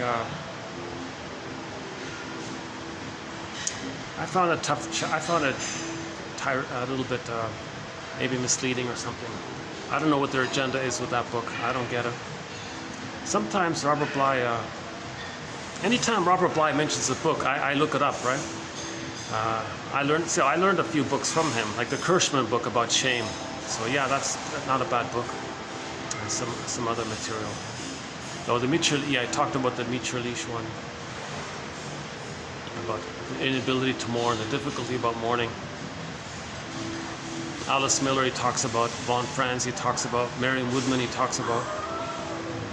He never mentions Chinen. There's a real mystery about that. I think we should get the full story from Mr. Chinen himself. He doesn't want to talk about it. Someone didn't. The interviewer didn't push him. What happened? Why weren't you? You really are the key guy with Robert Bly to lead the men's movement. Why weren't you there? Why instead did we have this gaggle of, oh my God. Oh my God! And when Robert Bly passed away, you can hear what some of those guys said. Oh my God! If you listen to the most, I think you'll get a good example of what I'm talking about. If you listen to the most recent upload from Robert Bly, the one called "Arrested Development in Men," posted this year. So if you type in Robert Bly in the search engine, in the filter, type in this year, like within the past year, it should show up in the first or second one there at the time of posting here, 2023.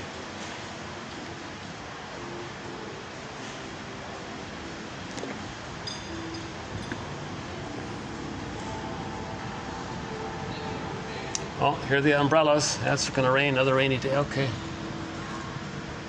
That's okay. Listen to the falling rain. Listen to it fall.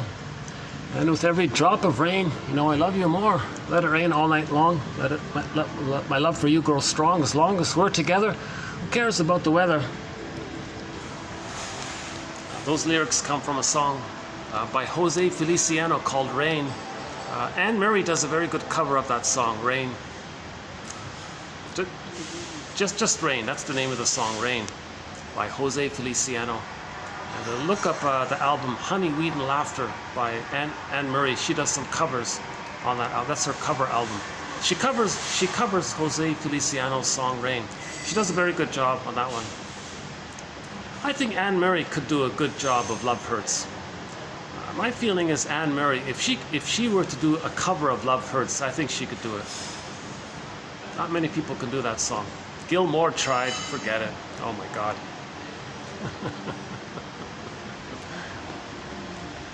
I'm not sure if even Rick Emmett could do it. Not many people can do that song, Love Hurts.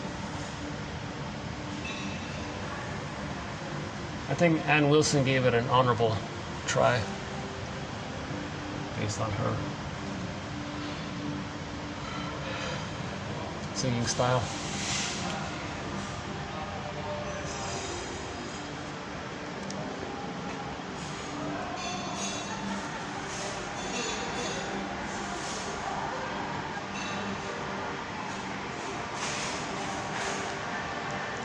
Well, this video will just suddenly cut out any minute.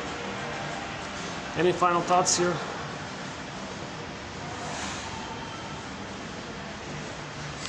Any final thoughts here?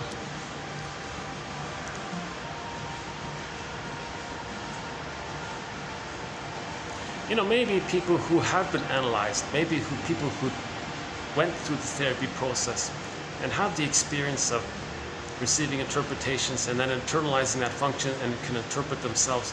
Maybe they have that practice of making it safe to understand something about themselves. And that's what humor does. Humor means make something safe for people's tension, then they can release, right? So I wonder why more shrinks don't go into comedy, right? Yeah.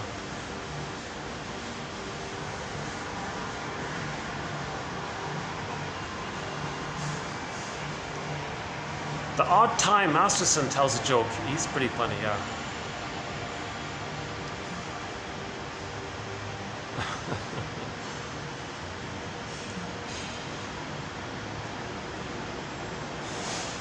So I mentioned the pigeon joke. That's our most recent joke.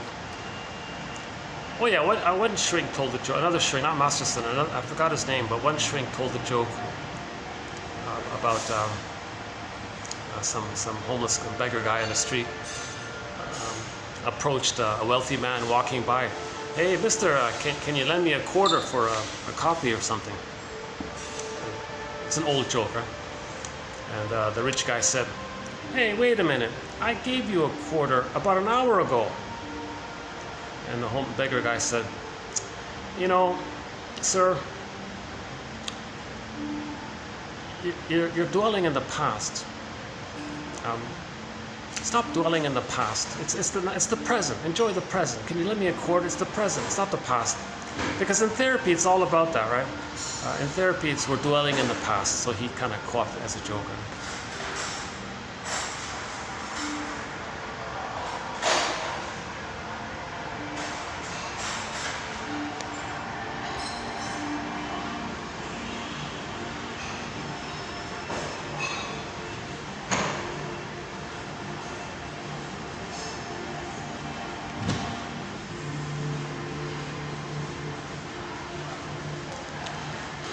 See, another version of the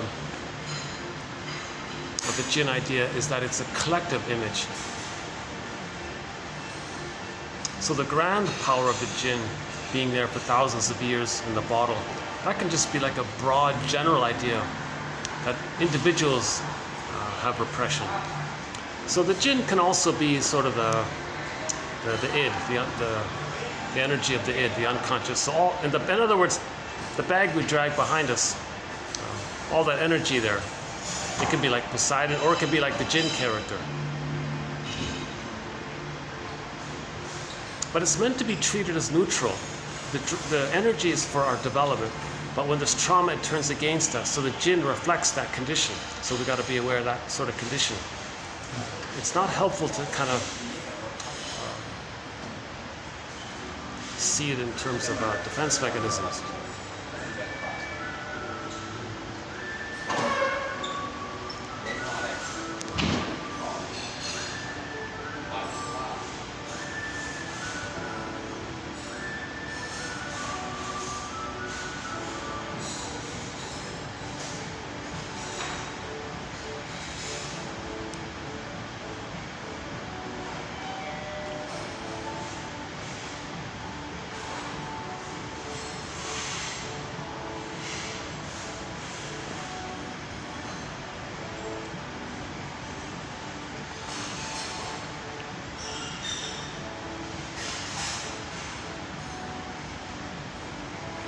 Yeah, I think the basic message of the jinn spirit in the bottle story, or the fisherman and the jinn, the basic message is that there is an unconscious.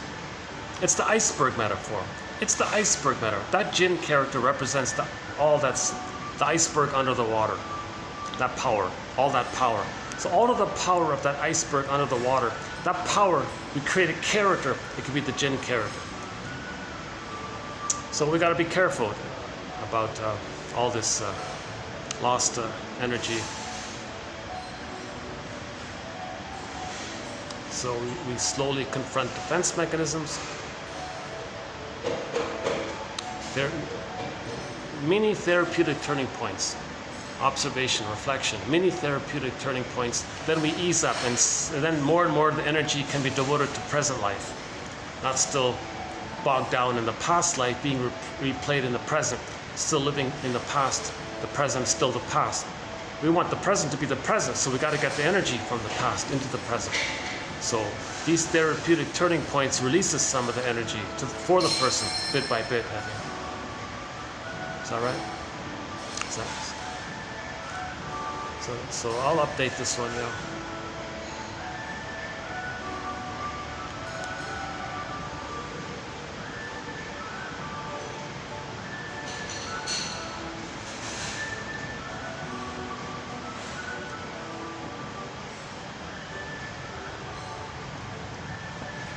There's our crow.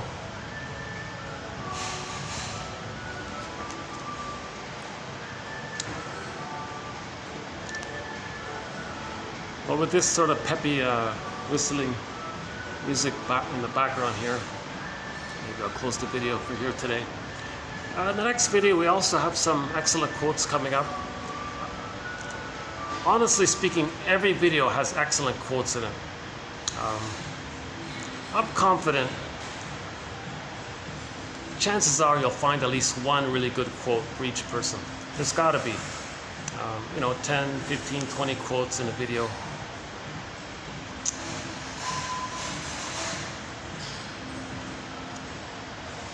Yesterday, my favorite one was the burglar one about the record, the tune one. Today's one? I think my favorite for today was, let's see. What's my favorite one for today? I still have it. Locked out again. Uh-oh, battery's gone. Oh no, hang on.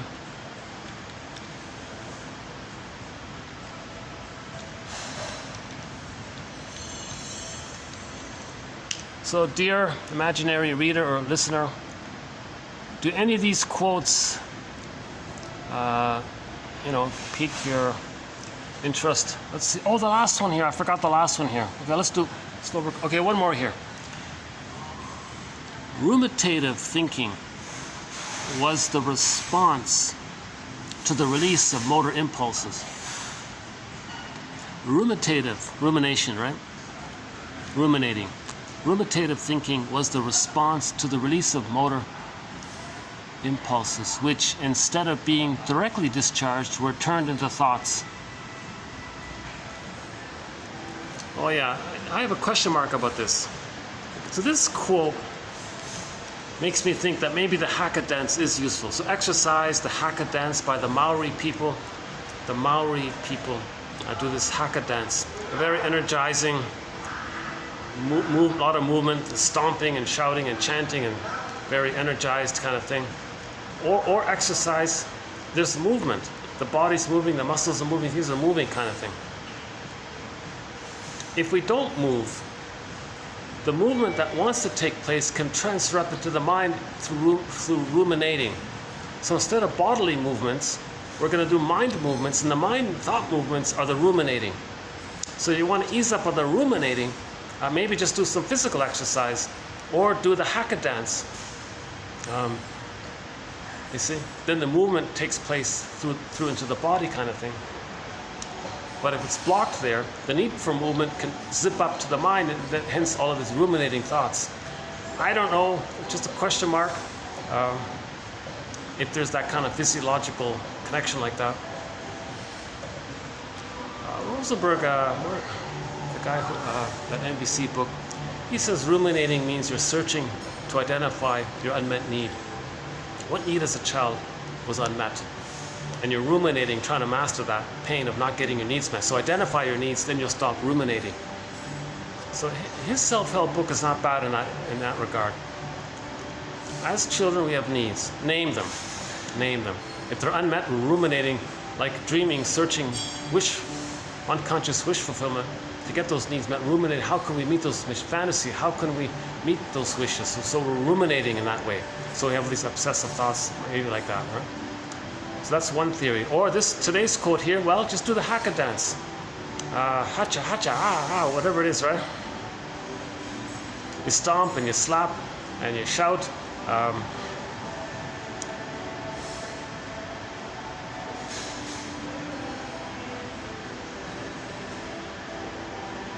They do it in sports matches sometimes. There's a touching clip on YouTube of a Maori guy, young guy, went away to study or something. When he came back, his father, a Maori father, was in the airport, and he welcomed his son doing the whole routine, the haka routine. So he was shouting, doing the chant, and the son was very touched by this, right?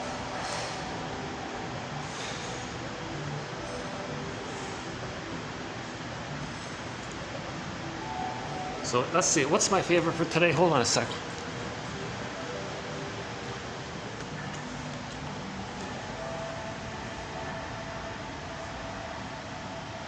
You know, okay, this one here, that the jinn, okay, the fairy tale tells us that this energy, okay, to develop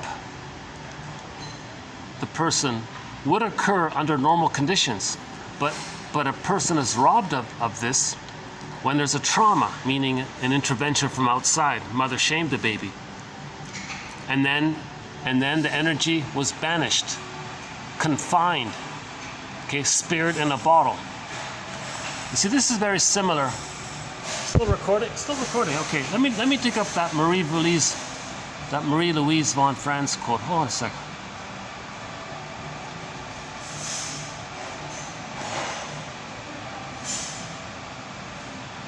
It was recently done, so I think we'll find it easily here. Hold on a sec. Oh, here's my favorite one from yesterday. This one here. This one here, the first one here. Here's a good one.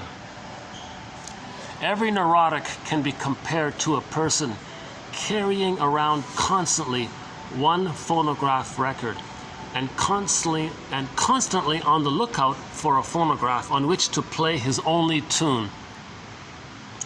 In this simile, the one and only record represents the basic unconscious neurotic tendency. The phonograph stands for the other person with whom the neurotic pattern can be repeated. That's a great one. I think that's a good one. Oh, here's the cynic one I mentioned earlier here. That's a good one.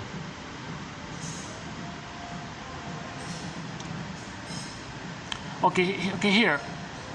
This could be related to the understanding of the jinn energy, how it can be helpful or how it can be harmful. Let's see.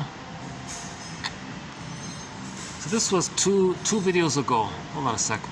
Let's dig it up here.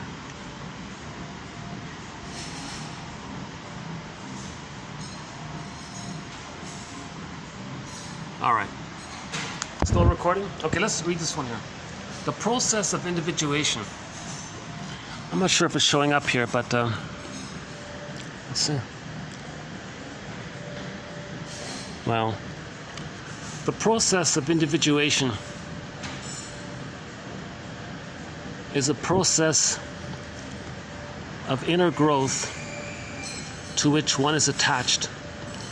One cannot get away from it.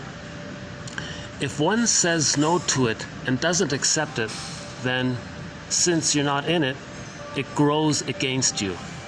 You see? The process of the inner growth grows against you.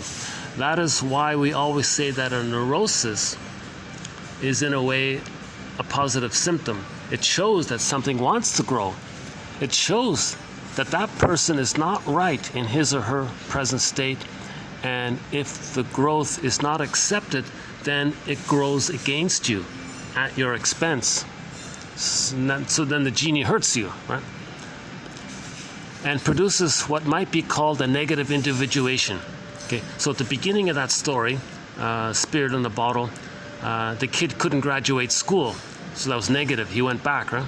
He regressed. He couldn't do it, right?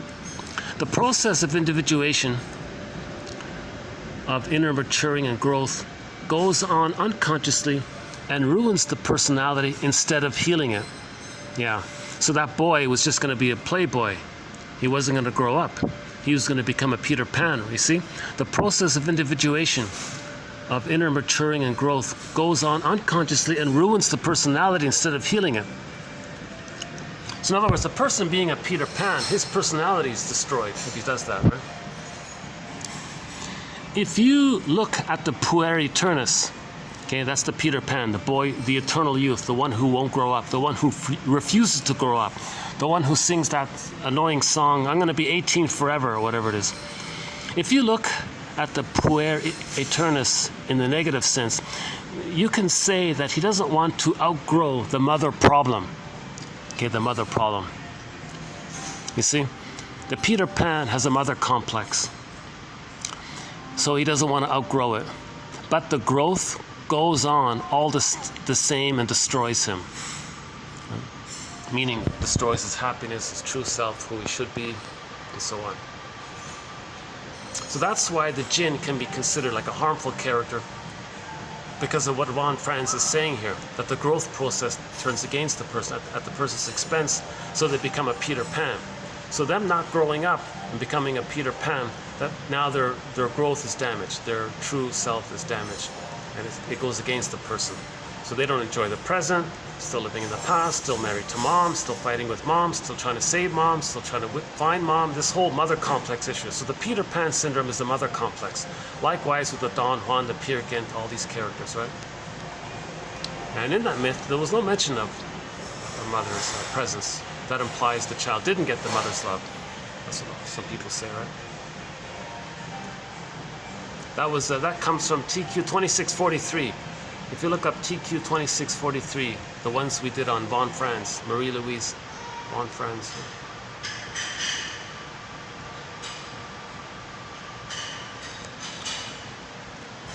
So for today, I think my favorite one is, transference is the past, alive in present relationships. Maybe that one. Transference is the living biopsy specimen of the client's patterns. Jesus, maybe that one.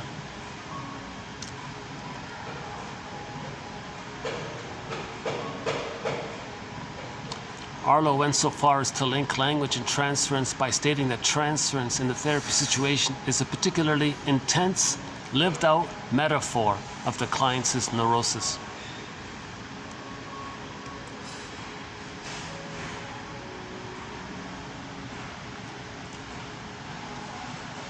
That humor one's not bad, the link between humor and transference.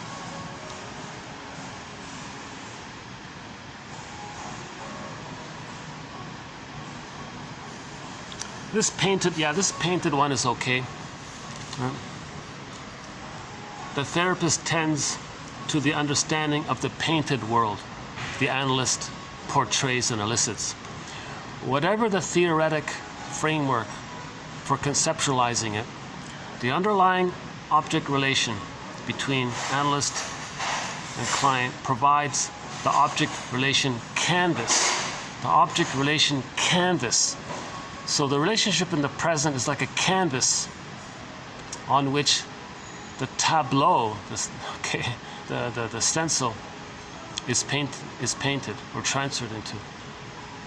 We use the stencil to paint the present based on the stencil. The painting in the present comes from the stencil from the past. That's what he means. So that's the present is the canvas. Yeah? So during the course of therapy, the therapist attends to the understanding of the painted world the client portrays and elicits. We have another quote where he says the transference is just basically psychodrama for the past nursery. That's his thing for it. Hey, you know what? This thing is still recording. Once in a while my camera gives me extra time. Maybe I'll go to the roof, show you maybe a few minutes of the scenery on the top. Is it past 5? Yeah, it's 5:30. Yeah, we can do it. They're open. I'll show you a few minutes of the rooftop scene.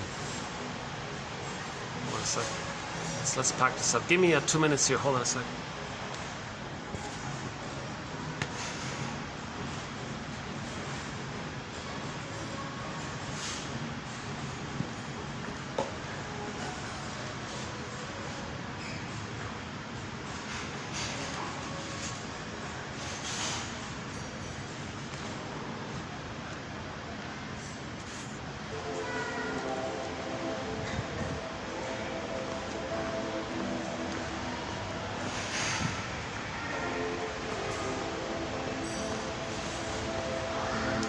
Funny, either this place is empty or it's packed.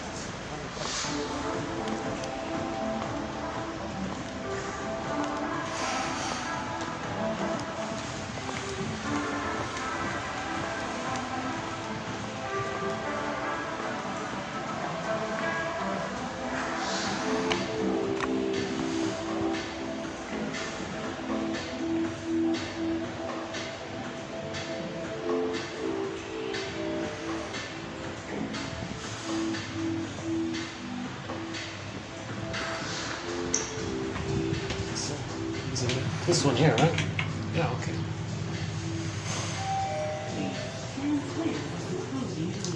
We'll just spend 1 or 2 minutes at the top and I'll close the video. So thanks very much. The next video, we also have some good quotes coming up in the next video. Yeah, an assortment of ideas.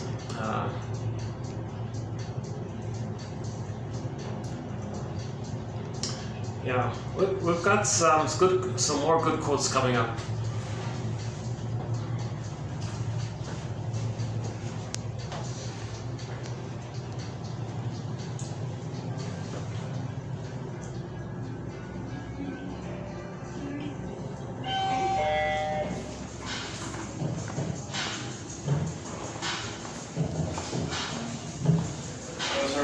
Hi. Thank you.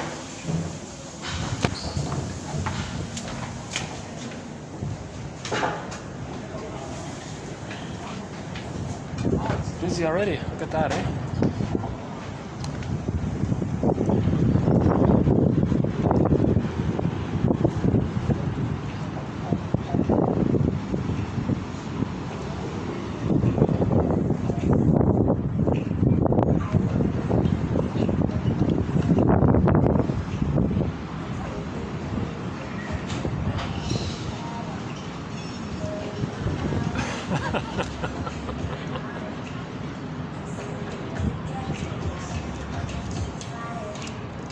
Okay, I'll hit the stop button here for today. So thanks very much. I'll see you in the next video.